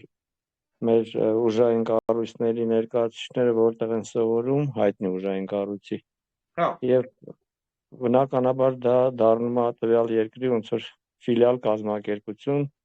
քույր կամ, չգիտեմ, ենթակա կազմակերպություն, ոնց ուզում եք մեկնաբանեք։ Այստեղ հարցս հետևյալն է. հետագայում հնարավոր կլինի կառուցել այնպիսի կառույց, որը որ իրոք երկրին ծառայի երկրի շահերին եւ կարող է համագործակցի, բայց ոչ լինի ֆիլիալ կամ ենթակա։ Միանշանակ։ Ես արդեն գիտեմ ինչի համար ես հարցնում, դա երկրի պաշտպանությունն է միանշանակ։ Ամեն երկիր պիտի ունենա իր ռազմական եւ մնացած կառույցները, ոչ թե հույսը դնի ուրիշի վրա, թե ազգային անվտանգության թե մյուս։ Հենց գնաց մարդուն ուղարկեցին Ռուսաստան, FSB վերբով կանգնում են, բերում են։ Այդ մարդը արդեն դառնում է լրիվ ընդդեմ մարդ։ Ժամանակին լուսահոգի Լևոն Գրապետյանը դա փորձում էր անել, բերան տվեցին Սերժենք Սարգսյանին, խփին գելեց։ Ուրեմն ասեմ, մի կողմից շատ լավ է, որ դուրսը գնում սովորում են, այսինքն ստեղծել NATO-ի պես այտենց մեծ համալսարան դու չես կարող, եթե ֆուտբոլի թիմը կարում է, ասենք, լավ ֆուտբոլիստ բերի, որ դու քո թիմը առաջ գնա, ասենք, մենք Կենիայում, որպեսզի ոստիկանությունը ոտի կանգնեցնեինք, Չիկագոյի ոստիկանության պետին էինք բերել, հիմա ձևերը կամ դու ես ուղարկում, կամ ընդեղից ես մարդ բերում, որ սովորացնելու։ Մի կողմից լավ է, որ գնում են, այսինքն գնան թե չգնան, միևնույնն է, այդ ծառայությունները երկրները պատերազմի մեջ չեն, այդ ծառայությունները իրար հետ համագործակցում են։ Հիմա եթե ձեզ թվում է Ռուսաստանի ու Ուկրաինայի հետ գաղտնի ծառայությունները իրար հետ չեն համագործակցում, մի հատ նորից մտածեք, դա սխալ ստերեոտիպ է, կան հիմա գազը Ուկրաինայով չի գնում է, չէ, ասենք կռիվը գնում է, նույն Հայաստանի դեպքը 30 կիլոմետր են կողմ գազը գնում, այսինքն կան կառույցներ, որ պատերազմ լինի թե չլինի, իրար հետ համագործակցում են ու դա շատ լավ է, որ այդ ծառայությունները իրար հետ համագործակցում են։ Մյուս կողմից, ասենք, հիմա մենակ Մոսկվա չեն գնում են Հունաստան, գնում են Չինաստան, գնում են այլ երկրներ, ասում եմ, դա շատ լավ տենդենսիա, բացի նրանից, հիմա տեսեք, Կենիայի այդ հայտնի դեպքերը, որ մենք կոկայինը բռնել ենք, տոննա ու կես եւ այլն, դա անձնական, ոնց ասեմ, հարաբերությունների շնորհիվ էր, այսինքն այն կողմի մարդը լինելով միասին ինչ-որ զորավարժությունների ժամանակ չենք հավաքագրել, ընկերացել էինք եւ այլն, եւ նա մեզ հաղորդում էր, որ սենց դեպք է, շատ բաներ չասենք, որ մարդկանց կյանքերը վտանգի չդնենք։ Հիմա մյուս կողմից էլի եմ ասում, շատ լավ է, որ մարդիկ գնում են, ծանոթանում են, իրար հետ համագործակցում են, դա շատ ողջունելի է։ Թե արդեն մարդը կծառայի ոչ իր հայրենիքին, դա շատ հեշտ է փորձվում, այսինքն ես հաստատ գիտեմ, որ այս երկրում էլ են անում, այդ ստրուկտուրայի աշխատողները շաբաթը գոնե մեկ անգամ անցնում են դետեկտորի տեստ, հիմնական հարցերը հավաքագրված ես այլ ծառայությունների կողմից, տվել ես ինֆորմացիա ու հավատացեք, համարյա անհնար է խաբել այդ դետեկտորին ու եթե լուրջ կասկած լինի, արդեն ոչ թե դետեկտոր կօգտագործվի, այլ սրսկումներ, որպեսզի մարդուց ինֆորմացիան իմանա։ Այսինքն այդքան էլ հեշտ չի այդ մարդուն ստարկել այլ երկրի, այսինքն եթե այդ մարդը ուզում է դառնա, միևնույնն է, եթե դու անցնում ես բոլոր այդ պրոֆիլակտիկ միջոցառումները, շատ դժվար է ունենալ լրտես։ Համաձայն եմ, բայց դետեկտոր խաբելը հատուկ ծառայությունների մարդկանց հեշտ է։ Դեղը չէ, դեղն է։ Լավ, այդ թեման անցնենք, գաղտնի թեմա է։ Ուրիշ հարց ունեք, ով ունի հարց։ Բավարարված ես։ Կարող եմ տալ։ Հարութ խնդրեմ։ Բարի երեկո ձեզ։ Ողջույն։ Պարոն Արտակսարյան, ձեզ է ուզում եք հարց տալ։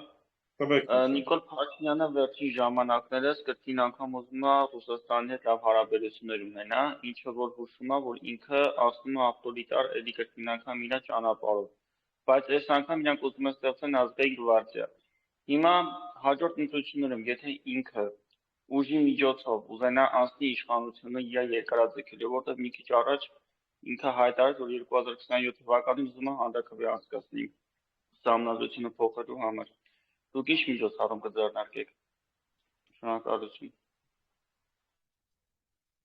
Ուրեմն այդ գվարդիաները, այդ հատուկ համակարգերը, որ ստեղծվում է, այդ բոլորը ստեղծվում է երկու պատճառով, այսինքն մի պատճառը, որպեսզի մասնագետներին հանեն շարքից, այսինքն կա մասնագետ, ում որ կանչում են, ասում են դե այդ կառույցը լուծարվեց ձեր գիտելիքներով մարդը չի գալու սեն ցածր տեղ, այսինքն այդ մասնագետը ավտոմատ մնում է օդի մեջ, գալիս է այդ չմասնագիտացված ծառայությունները։ Ինչ վերաբերում է գվարդիակ ստեղծեն, այդ բոլորը ժողովուրդ ջան ստեղծվում է ոչ թե ժողովրդին պաշտպանելու համար, այլ կոնկրետ ռեժիմը պաշտպանելու համար։ Հիմա ինչ գործողություններ մենք կանենք, դա մենք չենք բարձրաձայնի, գործողությունների մի մասը կլինի ժողովրդի համար մատչելի, մի մասը չի լինի։ Մենք կարանք ասենք մեր ծրագրերը, բայց մեր գործողությունները մենք չենք կարող բարձրաձայնել, որովհետև եթե մենք բարձրաձայնենք, ինչ է ասում պարոն Փաշինյանը, երբևիցե ես կասկածել եմ, որ պարոն Փաշինյանը Ռուսաստանի մարդն է, ոչ։ Երբևիցե կասկածել եմ, որ պարոն Փաշինյանը ուզում է գնա արևմուտք, արևմտամետ է, ոչ։ Երբևիցե արևմտամետ չի եղել, միշտ էլ եղել է պրոռուսական։ Հիմա ստեղ հարցը են, որ մեզ պետք է պրոհայկական վերջապես ուժ գա ստեղ իշխանության կամ ծառայության, հա։ Այդ թեզը, որ հիմա գնում է դեպի Ռուսաստան, դա կեղծ թեզ է, նա միշտ էլ ամենամեծ ռուսական շահերը ներկայացնող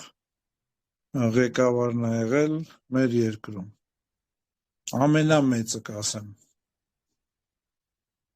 Այո, ցավոք սրտի, մեռա ասելու։ Հարութ, արձագանքի։ Հա, ուղղակի հիմա տարօրինակ եմ համարում, որ իրանք հիմա կրեն անգամից բացում են ու Ռուսաստանը ուզումների կրկին անգամ սերտացնեն իրանք հարաբերությունները։ Դե իրանք ստուպի արևմտամետ են խաղում, ըստ իրանք սցենարի կլոնները։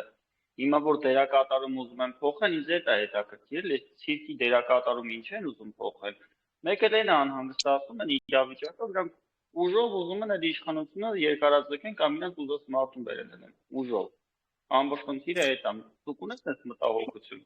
օրինակ։ Չէ, չունեմ Հարութ ջան, քանի որ եթե ձեր ասածով լիներ, էլի կնստեին, կասեին ինքը ճիշտ էր, ես սխալ էի։ Ուրեմն հիշեք, ինչ կապ չունի, ինչ ռեսուրս ունի, կապ չունի, ինչքան փողային ռեսուրս ունի։ Եթե հաշվի չի առնվում մարդկանց վախերը, մտահոգությունները,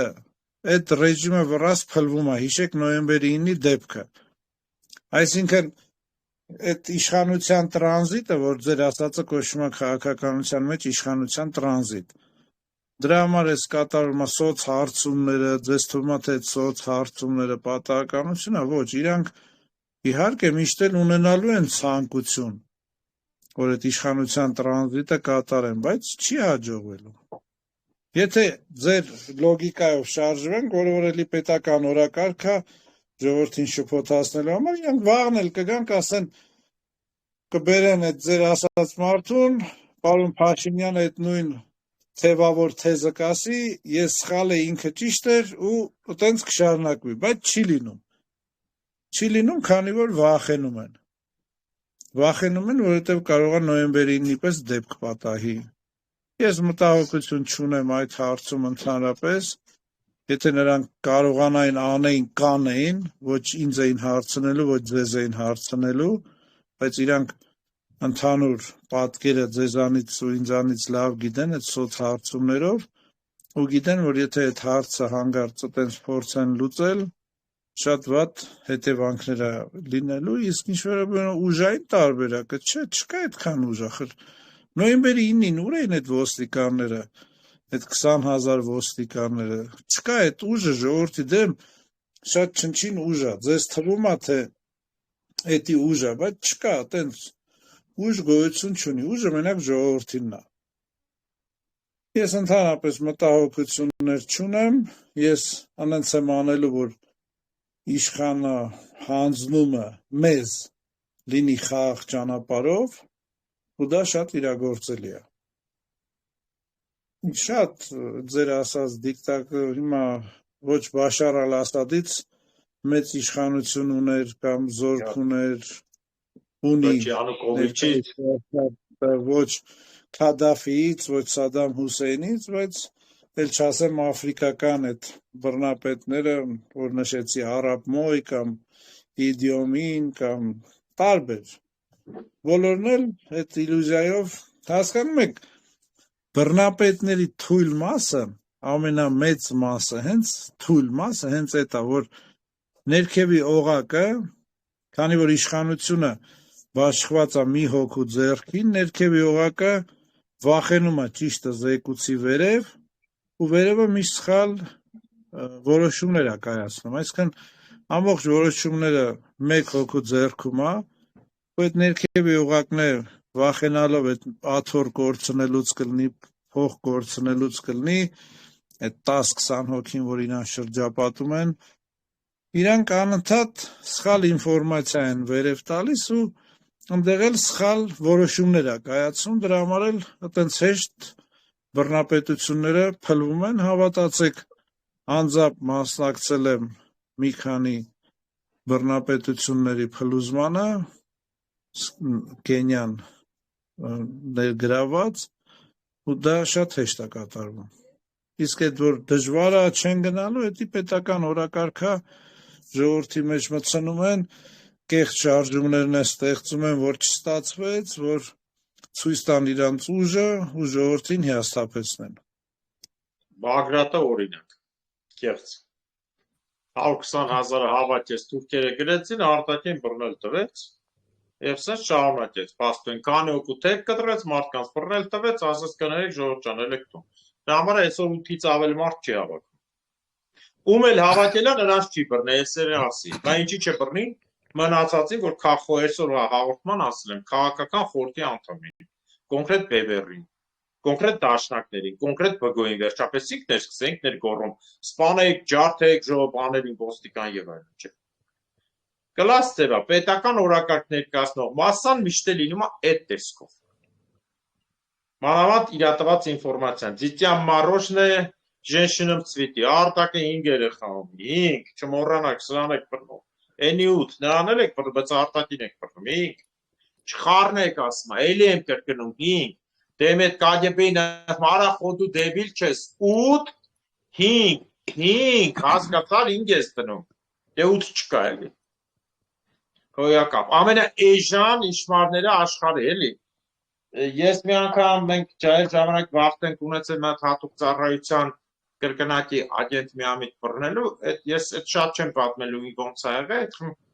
կրկնակի ագենտը, որ Ամերիկայի Ռուսաստանի ագենտ էր, ուրեմն ինքը նստած են քանի օքի 6 անգամ նույն պատմությունը պատմեց տարբեր ձև, 6 անգամ հավատացինք, ես դա 10 տարեկան 6 անգամ հավատացինք, այդ է էլի իսկական ագենտը, 6 պատմություն պատմեց, հետո եկանիք սուժերը տարա 92-3 թիվներ, 6 անգամ պատմեց, 6 անգամ է հավատացինք։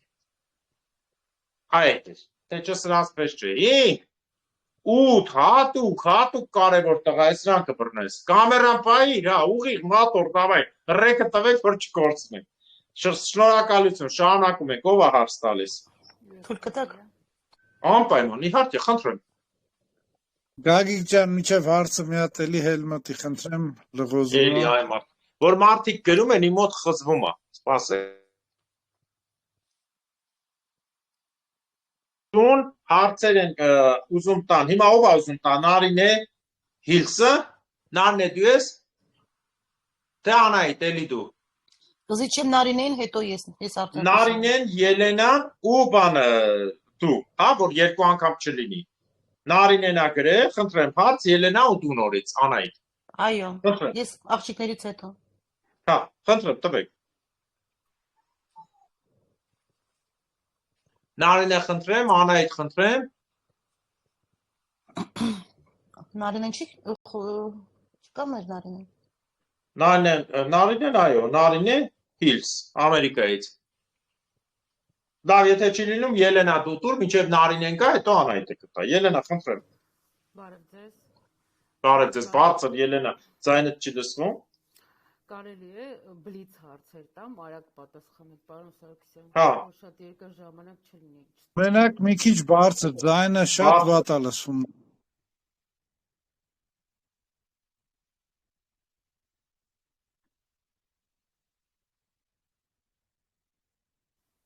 Մինչև ես լապտոպով միանամ, հա։ Հա, բարի, Անայդ խնդրեմ։ Պարոն Սարգսյան, քանի որ մենք մեր սրտերը տվել ենք, ակնկալում ենք դուք էլ ձեր սիրտը մեզ տաք։ Դրա համար ակնկալում եմ սրտից բխող հիմապատասխան։ Թույլ տվեք մի փոքր թերահավատորեն մոտենալ այն իրադարձություններին, որ ձեր փորձով, ձեր անցածով, ապրածով, արածով, համաշխարհային մակարդակով փորձ ունեցող քաղաքական դեմքը այդպես միամիտ եկավ, կանգնեց Բաքրատ, չգիտեր Բաքրատն ով էր, կամ չգիտեմ դրանք ով են, կանգնեց բեմին, ձերբակալեցին տարան։ Ասացեք, խնդրեմ, սա ես շատ եմ ուզում լսել, որ այս քղանքարավոր ձեր Քրիստոսի ճանապարհը, որ հիմա ընտրել եք, դա նույնպես ստրատեգիա է։ Եթե ոչ, այդ դեպքում որտեղ զբոյ տվեց այդ ձեր ստրատեգիկ աշխատանքը, այսպես ասեմ, կամ պլանը։ Դες չէր որ դուք եկել եք ուղղակի, հա։ Շնորհակալություն։ Ուրեմն Անահիտից հետո հարց կտան Նարինեն, Նարինե մեջն եք, չէ՞ Նարինենից։ Մտավ ոնց որ։ Հա։ Լավ, հենց այս հարցին պատասխանեք, հետո հարց կտա Ելենան, Բաղդասարյան Սիլվան, եթե Նարինեն մտնի, Նարինեն հարց կտա։ Խնդրեմ։ Ստրատեգիան իհարկե ստրատեգիա է, բայց այդ ավանտյուրա չի, որ ասենք ես ինձ եմ բռնել տվել, չէ, իհարկե էդի չի, իհարկե Այդքանը բավարար է, պարոն Սարգսյան, եթե ստրատեգիա է, շատ ուրախ եմ, շնորհակալություն, մանրամասներ չեմ ուզում։ Հա, ես Բագրատ հիմա մի փոքր էլ բան ասեմ, Բագրատ Սրբազանին չեմ համարում, ասենք, թշնամի համարում եմ, եթե աստվածաշունչ կարդացել եք, ասենք, Ժոզեֆի Սուրբ հայրը ստեղա, հայրեն չգիտեմ, կներեք, միշտ աստվածաշունչը անգլերեն եմ կարդացել կամ այլ լեզուներով, Ժոզեֆին եթե եղբայրները չգցեին փոսը, չծախեին ստրուկներին, չեր հայտնվի Եգիպտացու մոտ, եթե Եգիպտացու կինը վրեն աշկ չդներ, չեր հայտնվի բանտում, չհայտնվեր բանտում, չեր դառնա Եգիպտոսի պրիմեր մինիստրը, այսինքն ինչքան է քննադատեք Գագիկն էլ քննադատի Բագրատ Սրբազանին, ես դա անգլերեն բառ կա, համարում եմ blessing, հա, այդ ոնց է հայերեն, օրհնություն, հա, որ այսինքն եթե նա չլիներ, ես իմ շարժումը սկսելու էի 2-3 տարուց, երբ որ իրավագիտության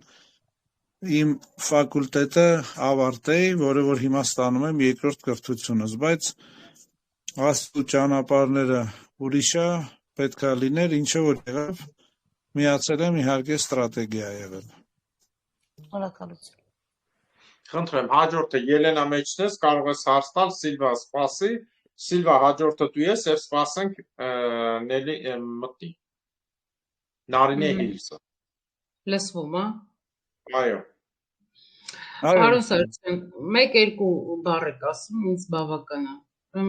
Ձեր երեխաները ու դուք ապրելու եք մեր երկրում։ Այո։ Վերականգնելու ենք հայկական արտադրանքը ինչպես եղել է մի 40 տարի առաջ։ Ну, օրինակ Գյումրու, հա, օքեյ։ Հետո վերականգնելու ենք, հինը չենք վերականգնելու, հա, նորը կստեղծենք, հասկացա, բայց մերն է լինելու։ Իհարկե, ես բազումս ասել եմ միայն կրթության վրա, եթե մենք գնանք, մենք ունենալու ենք ուղեղների արտահոսք, այսինքն այդ ավարտած մարդիկ աշխատելու տեղ չեն ունենալու։ Հիմա քիմիական, ֆիզիկայի ֆակուլտետ ավարտած որտեղ են գործ գտնելու։ Ոչ մի տեղ որպեսզի ուղեղի արտահոսք չլինի, իհարկե արտադրությունը։ Հա, բայց այդ երկար տարիներ է, 10 տարի մինիմում պետք է, որ նոր սերունդը գիտելիքներ ստանան, չէ՞։ Բայց մենք ունենք բազմաթիվ նոր ենք արտադրելու, մերն ենք արտադրելու, չենք առնելու դրսից։ Ելենա ջան, արտադրել ամեն ինչ կարանք։ Առաջինը սպառումն է։ Հա, սպառելու ենք, որովհետև բոլորի հետ կապեր ենք ունենալու, այդ արդեն ասել եք։ Ու ասեք ինձ հետ գաղթ ծրագիր աջակցել լինելու է, որ մեր հայրենակիցները վերադառնան մեր երկիր։ Ելենա ջան, ես անցած երկու հարց առաջ ասեցի Հայաստանը պոտենցիալ մի քանի տարում, ես մի քանի նկատի ունեմ 3 տարվա մեջ 10 միլիոնանոց երկիր է դառնալու։ Դա ոչ պոպուլիզմ է, դա ոչ ուտոպիա է, դա իրական ստրատեգիա, հասկացա։ Հարց ուրիշ ասում է, լինելու է աջակցություն։ Հետ է կողին, ասենք հենա Ռուսաստանի տեկա, ոչինչ չունի։ Ինքը հետ հարցնական։ Համ աջակցություն, համ ծրագրեր, որպիսի այդ մարդիկ կարողանան համ ադապտացիա լինեն, համ էլ համարյա օրենքները համարյա տնտեսական նույնը լինի, որպիսի մարդիկ իրանց վատ չզգան, ոնց է գնում ես այլ երկիր մակդոնալդս ես ուտում, գնում մակդոնալդս ես ուտում, այսինքն զգում ես, որ համարյա չես ճամփորդել, նույն ձև էլ պետական մի բան հասկացեք ժողովուրդ ջան, եթե մենք լինելով պետություն ավելի վատ ենք ղեկավարում մեր երկիրը, չէ, ասենք հիմա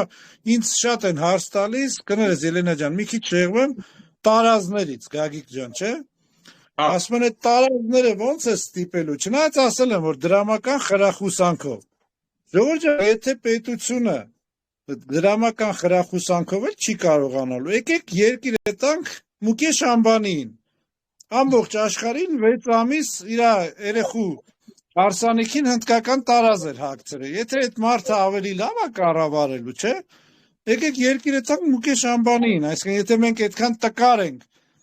որ մեր ազգային տարազը չենք կարա մեր պետական աշխատողներին հագցնենք, ես հանակ չեմ անում, եկեք Մուկեշ Ամբանիին կանչենք, 6 ամիս տղու հարսանիք արեց, սկսած Կարդաշյան, Բիոնսե,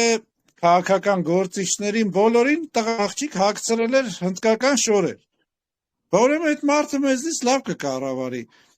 Հիմա նույնն ստեղ է, Ելենա ջան։ Այսինքն պետական կառավարումը ես բազմոց անգամ ասել եմ, մենք չենք զլանում դրսից հրավիրել այլ երկրի մասնագետ, որը որ փորձված է, հաջողված է, որը որ կօգնի մեր պետություն կառավարելուն։ Էլի եմ ասում, եթե ֆուտբոլի կլուբը կարա լավ ֆուտբոլիստ բերի, հասկացեք, հավատացեք, պետությունը իրավունք ունի լավ մասնագետ բերի, որպեսզի թե միգրացիայով, թե էմիգրացիայով, թե ամեն ինչով ճիշտ զբաղվի, ոչ թե մարդիկ գան, այդ 10 միլիոնը գա ու մենք պասպորտի սեղաններում հերթ ունենանք, կադաստրներում հերթ ունենանք, ես չգիտեմ, գրանցման տեղը հերթ ունենանք, ամիսները։ Պարոն Սարգսյան, 2 հատ ձեր ելազանքից կասեք։ Գիրուտուղթը գնաց։ Չէ, ինչի համար։ Հատե հումոր եմ անում բայ, թեթև տարեք, ասեք։ Լավ ասեմ, առաջի երազանքը դառնալ Հայաստանի նախագահ, ոչ թե վարչապետ, ու նախագահությունը լինի ոնց որ ես եմ ասել։ Երկրորդ երազանքն էլ, որ Հայաստանը դառնա, էստի քաղաքական երազանքներն, հիմա անձնական երազանքներ շատ կան, որ Հայաստանը դառնա քարտեզի վրա երևացող մի երկիր։ Շնորհակալություն, բրավո։ Մեկ մի քիչ լայնածավալ հարց, իսկ եթե շատ երկար է, Ելենա, կարճ հարցեր տուր։ Վերջինն է, всё։ Իսկ եթե մեր քրչոտը միջև ձեր գալը գահի շատ բաներ ստորագրի անի, փոփոխություններ անի, ինչ ենք անելու եւ վերջ, շնորհակալություն։ Մեր աշխատանքը երկարացնելու է, Ելենա ջան, այդքան բան, ես ոչ մի դժվարություն չեմ տեսնում։ Ես շատ եկեք պարոն Տրամպին նայենք։ Ինչ փաստաթղթեր էր ստորագրել, ասենք պարոն Բայդենը Իրանից առաջ եկավ մի ստորագրությունով, ասեց սերը երկուսն է, էսի, մի հատ էլ ասեց Կանադան մերն է, էսի մերն է։ Եթե ազգադավ որոշումներ են լինելու, Ելենա ջան, մեր գործը մի քիչ երկարացնելու է, ես դրանից չեմ վախում, ասենք այդքան բան, գործը երկարացնելու է։ Էլի կրկնեմ, ցանկացած փաստաթուղթ ենթակայե խախտման, այտենց որ չլներ, այսօր կամ կլներ Տիգրան Մեծի պետությունը կամ մոնղոլական կայսրությունը կամ բրիտանական կայսրությունը կամ չգիտեմ Օսմանյան եւ այլն։ Կարճ կոնկրետ։ Հաջորդը խնդրեմ ով էր Սիլվա։ Բարի երեկո բոլորին։ Նելի, խնդրեմ։ Պարոն Սարգսյան, հարցս այսպիսին է, քաղաքականություն գալով դուք ձեզ համար սահմանել եք ինչ-որ կարմիր գիծ, որի դեպքում երբևիցե ոչ մի զիջման չեք գնա։ Ուրեմն, առաջինը տարածքային զիջումները կարմիր գիծն է, ոչ մի տարածքային զիջում, երկրորդ կարմիր գիծը, որ այդ իշխանափոխությունը, ասենք թե իշխանության հանձնումը պետք է լինի առանց արյունի, շատ կարմիր գծեր կան, Տիկին Բաղդասարյան, երրորդը, որ չհամագործակցել այնպիսի կուսակցությունների հետ, որոնք որ ասենք ես գտնում եմ, որ վտանգավոր կուսակցություններ են նույնիսկ։ Պարզ օրինակ ասեմ, վերջերս տեղի ունեցած հարցազրույցում, երբ որ մարդը ասում էր, որ Արցախի հարցը փակված է։ Ցավալին գիտեք ստեղ որն է։ Եթե այդ մարդու մեքենան գողանան, հələ մեքենա չասենք, հեռախոսը գողանան, ինքը տարիներով կգնա ոստիկանություն, ոստիկանների վրա կգոռա, թե ինչի հեռախոսս չեք գտել ու մինչև կյանքի վերջ այդ հեռախոսը հիշելու է։ Բայց հողը կորցրել, չէ, ու ասում է այդ հարցը լուծված է։ Կարմիր գծերից մյուսն էլ, որ երբևիցե չհամագործակցել այդպիսի քաղաքական ուժերի հետ, որոնք որ համարում են, որ մեր Արցախի կամ այլ հողերի հարցը լուծված է։ Հիմնականում Շատ շնորհակալ եմ։ Խնդրեմ, ուրիշ հարց տվող կա, թե ավարտենք արդեն ժամ 40 րոպե է։ Գագիկ ջան, կարեմ մի հատ հարց տամ։ Այո, իհարկե, Արմինե Շիրինյան, Ամերիկայի հատուկ ծառայության աշխատակից, խնդրեմ։ Չէ։ Բարև Լավ ձեզ։ է, բացվար, ասա։ Հարգանքներս, պարոն Սարգսյան, ես հարց ունեմ, երբ որ ասում եք, որ Նիկոլը Ռուսաստանի մարդն է։ Ես ռուսերեն չեմ հասկանում, բառեր կա ռուսերեն ասում են մարդիկ, ես չեմ հասկանում։ 37 տարի աստեղ եմ, մոռացել եմ։ Եթե Նիկոլը Ռուսաստանի մարդն է, բա ոնց է մի քանի անգամ փոփից մեդալները ստացել, փոփնել այս գերտերությունների մարդն է, ներկայացուցիչն է, բա ոնց է ստանում մեդալներ դրանից, եթե Ռուսաստանի մարդն է ինքը։ Ես կարծում եմ ինքը ուրիշների մարդն էլ է։ Ուրեմն Տիկին Շիրինյան, Գագիկ ջան, էլի լղոզվեց քո էկրանը։ Այնքան բան են գրում նամակ է սա։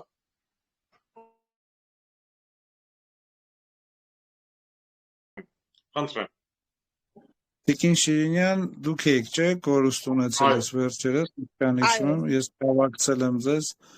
ուշ եք տեսել, լավ։ Հիմա Տիկին Շիրինյան, ձեր բոլորի հիմնական սխալը այն է, որ դուք կարծում եք աշխարհը երկու բևեռանի է։ Աշխարհը մի բևեռանի է։ Հիմա մյուս հարցը, թե ինչու են մեդալներ տալիս։ Մյուս երկրները փորձելու են ու հույս են ունենալու, որ ասենք կարող է մի ձև օգտագործեն։ Հասկացեք, այդ մյուս երկրներին ձեռ է տալիս ներկայի հետ աշխատել,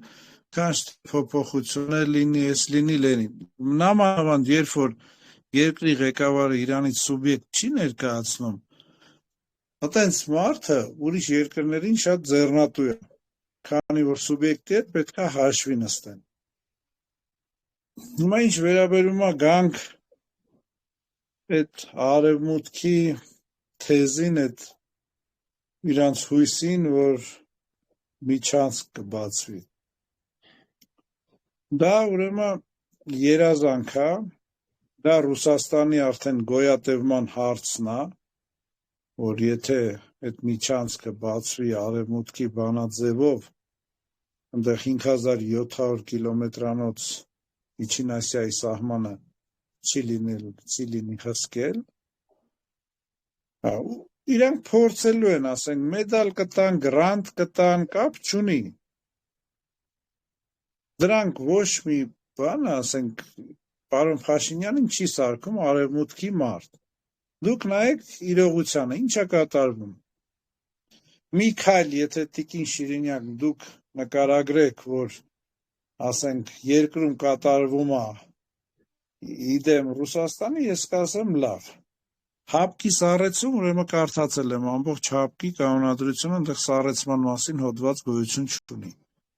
Այտենց հոդված ուղղակի գոյություն չունի, դա պոպուլիստական քաղաքական հայտարարություն է։ Այդ ամբողջ կանոնադրության մեջ սառեցում հոդված գոյություն չունի։ Չէր գնում երկրի ղեկավարը, գնում էին ՔՊ-ից մի 10-20 հոգի մասնակցում էին հապկի բոլոր համաժողովներում, ու եթե այլ երկրի բլոգերների ալիքներով լսեիք, ինչքան էին գովաբանում Ռուսաստանը, ինչքան էին գովաբանում հապկը։ Ոնց է գնում ռուսական ոսկին, բոլորս գիտենք, որտեղ է ռուսական փողի տրանզիտը, բոլորս գիտենք։ Առաջին անգամ Ռուսաստանը Ադրբեջան զորք մտցրեց, էլի Հայաստանի օգնությամբ, որ երկար ժամանակ չուներ։ Տարբեր, այսինքն պետք է Տիկին Շիրինյան հավատալ փաստերին, ոչ թե այդ պոպուլիստական։ Հիմա եթե մի քիչ սպեկուլյացիա անենք, որ Ռուսաստանը մեր, ասենք, լոգիկան միացնենք, Ռուսաստանը դժվար դրության մեջ է, ասում է ես քեզ չեմ կարող օգնեմ, դու գնա սենց արա, այդ լրիվ փաստերով բացատրելի է։ Իսկ այդ մեդալ տալ,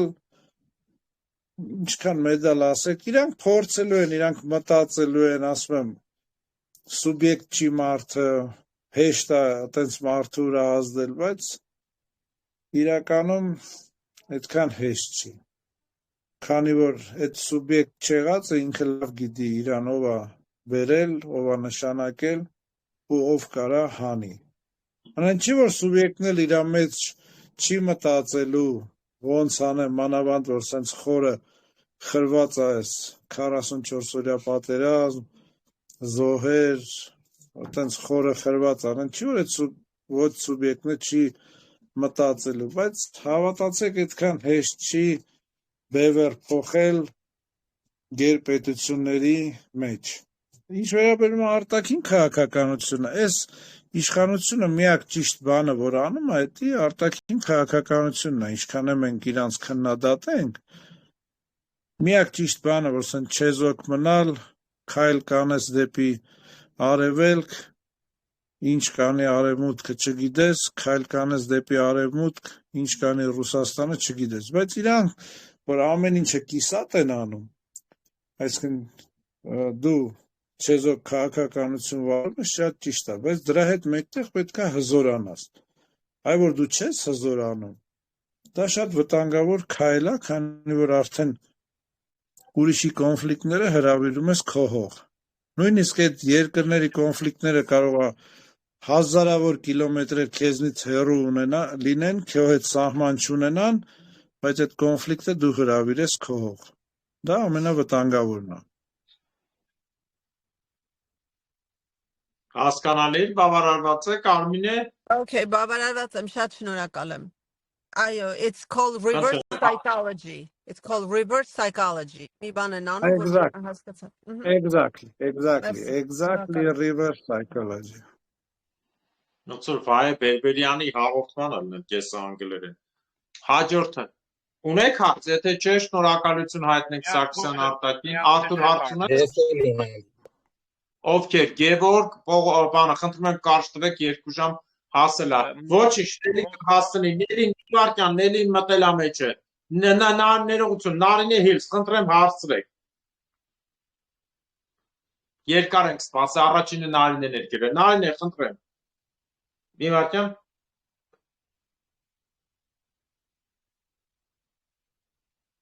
Նիվարկյան։ Ես չեմ լսում, Գագիկ ջան։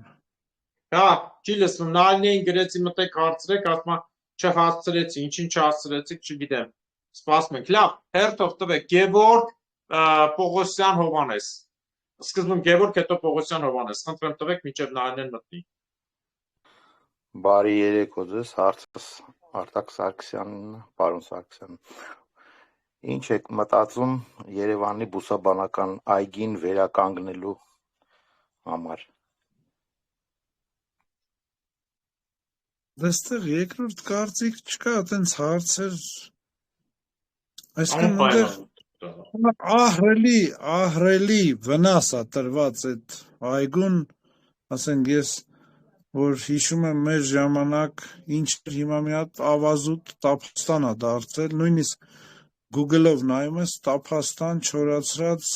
այդտեղ ոչ միայն այգին, ես ասել եմ շենքեր է քանդվելու, մեր օրոք ժողովուրդ ջան,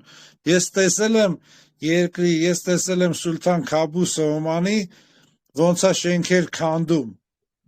դա ամեն ճիշտ քաղաքական գործիչ անելու է, շենքեր է քանդվելու, տեղը պուրակներ է լինելու, այն մարդկանց ով կապրի, կապահովենք, նոր կքանդենք, բայց քանդվելու է։ Ու կան ուրիշ կանանչապատման ծրագրեր, որ չբացահայտենք, չբարձրաձայնենք, քանի որ այս իշխանությունը վերցնելու է իրանց, որպես մեր ամեն թեւը իրանք վերցնում են, սարքում են պոպուլիստական ու չեն անում։ Լավ կլինի, որ անեն, մենք ուրախ կլինենք, բայց հարցը այն է, որ ասում են, չեն անում, այդ կեղծ էժան ավտարիցետ են ձեռք բերում ու այտենց մնում են, էլի։ Ժողովուրդն ոչ մի բանով չի շահում։ Շնորհակալություն։ Հաջորդ հարցը։ Երևի ճիշտ կլինի, որ Գագիկ ասես, այդտեղ արենք հող մի առեք, որովհետև սաղ շենքերը, որ սարքեք, քանդվելու է։ Կապ չունի, կա մենակը տեղ չէ, բոլոր տեղերը։ Խնդրեմ, Մոսկվայից Հովանես Պողոսյան մի վարքյան իջավ տակը։ Խնդրեմ հարց տվեք։ Բարի երեկո, պարոն Սարգսյան, ես Մոսկվայից եմ, Հովանես Պողոսյան, շատ շատերը չեն իմանում Քոչարի կուսակցության մասին, հարցնում են ով է հիմնադիրը, մենք չգիտենք, դուք ծնունդով որտեղից եք, եթե Երևանից եք, որ թաղամասից եք, այսքան բան շնորհակալություն։ Երևանից Արաբկիր, այսինքն 26 կոմիսարներ, ապրել եմ, հիմա էլ եմ Արաբկիրում ապրում, ապրել եմ Բրյուսով թաղամասում, այսինքն 132 դպրոցի դիմացի շենքում, 29 շենք, 45 բնակարան, հիմա մի քիչ ավելի տեղափոխված եմ վերև, էլի Արաբկիրցի եմ։ Պապերս, Գագիկի մոտ կա ինքնա ներկայացում այդ հոլովակը, կարակ մտնեք նայ, իմեջում չեմ դրել։ Աղլարի աղաբեկի տորնա, ով թուրքերի դեմ պայքարել է ու Գայլավաշտի հաղորդումը կա, Գայլավաշտերի հիմնողն է, հայ ազգի հերոսն է, պարս է։ Ծնվել եմ Երևանում, մեծացել եմ, այդ ուղղակի այդ 15 րոպեանոց ինքնա ներկայացման հոլովակը կա, Գագիկ ջան կարաս մարդուն ուղարկես, թող ինքնայի կիսվի։ Իմեջում կա, վիդեոների մեջ կա, արտակի նկարը առանձին է երևում, որը եղավ կբացս կնես։ Շնորհակալություն։ Հաջորդը։ Ես մի հատ հարց ունեմ, մի հատ մի վարքյան Արամեն ջան, հեսա, մեկ վարքյան, մի հատ տեսնեմ, մտավ Նարինեն, չէ, չմտավ Նարինեն, խնդրեմ հարցը տուր։ Հա, մի հատ հարցնեմ, մի հատ էլ ինֆորմացիայի պես բան կանեմ, դե հարցս ես տենց ուղեմ Պրեզիդենտ Արտակ Սարգսյանին, դավանում եմ արդեն Արտակ ջան գիտես, դավանությունում ես բանա, անցյալ մի շաբաթ առաջ մի հատ փաստաբանի ուղարկեցի Արտակի մասին պատմեցի, ասաց չեմ լսել, բասի քեզ ուղարկել եմ, ուրեմն որ ուղարկել եմ, Գագիկն է խոսացել, չի ջոկեվոր, որտեվ Գագիկին շուտ վանից իրան ուղարկել է, չի ջոկեվոր հետևից ուրիշն է գալի։ Հա, հիմա Արտակ ջան, հարցը ինչն է, հարցը դրանում է ինչ ուղղությամբ, ինչ աշխատանքներ են կատարվում, որ Հայաստանում ամեն մի մարդու հասնի այդ ձայնը, որ սենց մարդ կա, սենց կուսակցություն կա, սենց նպատակ կա։ Ինչ ձևով է կատարում աշխատանքները, բացի ասենք YouTube-ը, TikTok-ը, մարդ կա գյուղերում ինտերնետ չունի, էս չունի, գործա, դաշտա, սենց էլի թռուցիկներով մարդկանց ոնց կարելի է անել, ինչ կարծիք եք։ Արմեն ջան, շնորհակալ եմ, ուրեմն առաջի իհարկե գործոնը դուք եք, այսինքն կուսակցության անդամներն են, որոնք որ պետքա կիսվեն իրանց էջերում, իրանց հարևաններին, իրանց բարեկամներին, իրանց WhatsApp-ներին, ես որ կամ Գագիկը կամ ես երբ որ ասում ենք կիսվեք, մենք դա ձևական չենք ասում, քանի որ սոցցանցերի ալգորիթմները նույնիսկ աշխատում են հենց այդ կիսվելու ձևով, ինչքան շատ մարդ է նայում, այնքան շատ մարդու է ինքը ցույց տալիս, այսինքն թեման հետաքրքիր է,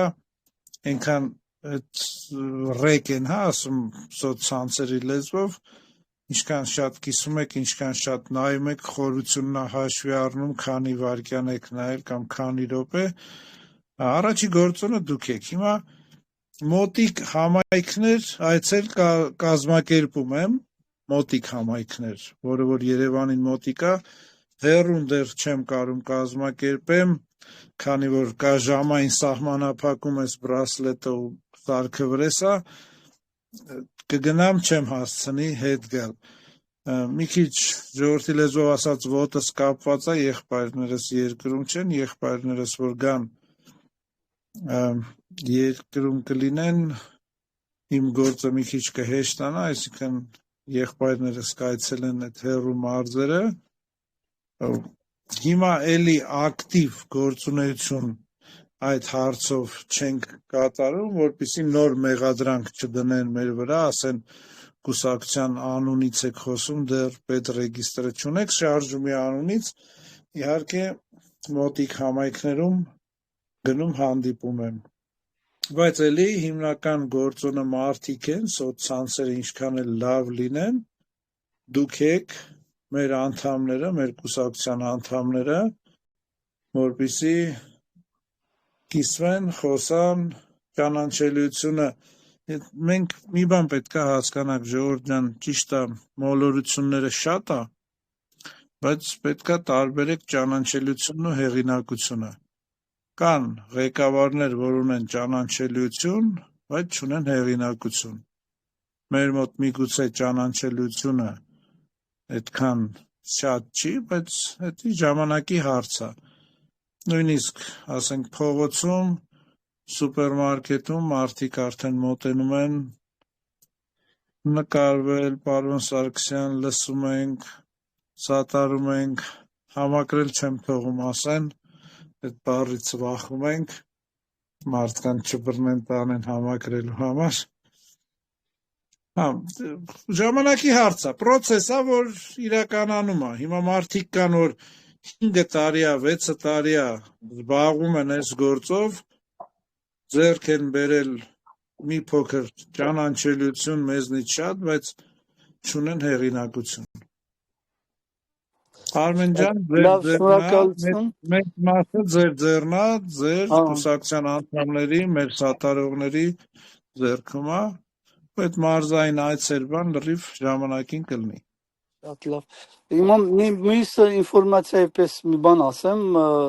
ուղղակի միտներդ պահեք, ես 10 տարի առաջ մի հատ ռեպորտաժ տեսա Ամերիկայի մասին, այդ Ելոստոնը, որ բոլորը գիտեն, ու այնտեղ բացատրում էր, թե իհարկե գիտնականները, բաները, ժուրնալիստները տենց հարցնում են գիտնականներին, որ թե ինքը ոնց է պայթելու, այդ հրաբուխը երկրաշարժը ու թե ինչ հետևանքներ, այնտեղ ասում են, որ տարիներով կարող արև չլինի, 15 սանտիմ մոխիրը փակում է, չգիտես կենթանությունը, բուսականությունը վերապրում է, ինչքան փորձ կան, ոչ կարճ ասած ամերիկան բան է, ասենց ասած համարյա վերանում է իրանց ասելով, ու մի գիտնական էլ ճապոնացի էր, իրանք հաշվարկել են 29 թվին, որ բա տեղի ունենա, բնական է գարանտիա չկա, բայց իրանք այդ ռեպորտաժի մեջ ասում են 29 թվին, այդ ժուրնալիստները ասում են, դե այսքան միլիոն մարդ կկոտորվի, այդ ճապոնացի գիտնականն էլ, բայց Ամերիկայում էր աշխատում։ Թե չի ասում, մենք 2 շաբաթ ժամանակ ունենք կհասցնենք բան անել, տեղափոխել։ Ինչ է։ Աջան։ Էս ինչ ինֆորմացիա է։ Այդ ասիկ ինքը Ելոստոնը այդ որ կա հրաբուխ ինքը որ ինֆորմացիա Արմեն, վերջը ասա։ Վերջը այնա որ ասենք 10 տարի առաջ Ռոքֆելերի պես մարդիկ ընդ գրում էին, միշտ ասել են, որ թողը գնացել են։ Ուղղակի ասենք ասում են, որ մարդ պատրաստ լինի, որ մի օր առավոտը արտանա, հանգարց Ամերիկայի կեսը չլինի, պայթած լինի։ Այտենց այդ ասածս, ասենք ինֆորմացիայի բանով էլի։ Չի բացառվում էլի։ Հələ մենք կարողանա Հայաստանը, մենք արի փրկենք Հայաստանը մոտակա մի տարում, մինչև մտածենք Ամերիկայի կեսը կլինի, թե չէ։ Շնորհակալություն։ Հարց տվող կա, վերջի հարց։ Եթե չկա, ասենք բարի գիշեր, որտեղ Արտակն էլ ավարտն է, ուղիղ 2 ժամա։ Չունեք։ Շնորհակալություն։ Այսքանով ավարտում ենք այսօրվա եթերը, իսկ ովքեր կցանկանան նայել, վաղը կուղարկենք եթերը կգցենք YouTube ու կկիսվեք, խնդրում եմ ակտիվ կիսվեք։ Հիշեցնեմ ձեզ, որ այսօրվա մեր հյուրը Արտակ Սարգսյանն է, Քոչարի ազգային վերածնունդ կուսակցության ղեկավար, եւ գոնե եթե բոլորդ հիմա միկրոֆոնները բացում եք, հետս կրկնում եք։ Աստված թող արժանի պատժի հայ ազգի ներքին ու արտաքին իշխանությունների, Աստված թող արժանի պատժի ամալեկների իշխանությունների, հաջորդ տարի Գանձակում եւ Գանձակում, հաջորդ տարի Սասունում, Անանում, Սասունում, Բաբելում, Կիլիկիայում, Անգորայում եւ Փորձում։ Մեր գործը համանական մենք պահանջատեր ենք։ Ամեն։ Ամեն։ Ստեսություն ձեզ։ Բոլորիդ շնորհակալ եմ, բոլորիդ հաջողություն, բարի գիշեր։ Ստեսություն ձեզ։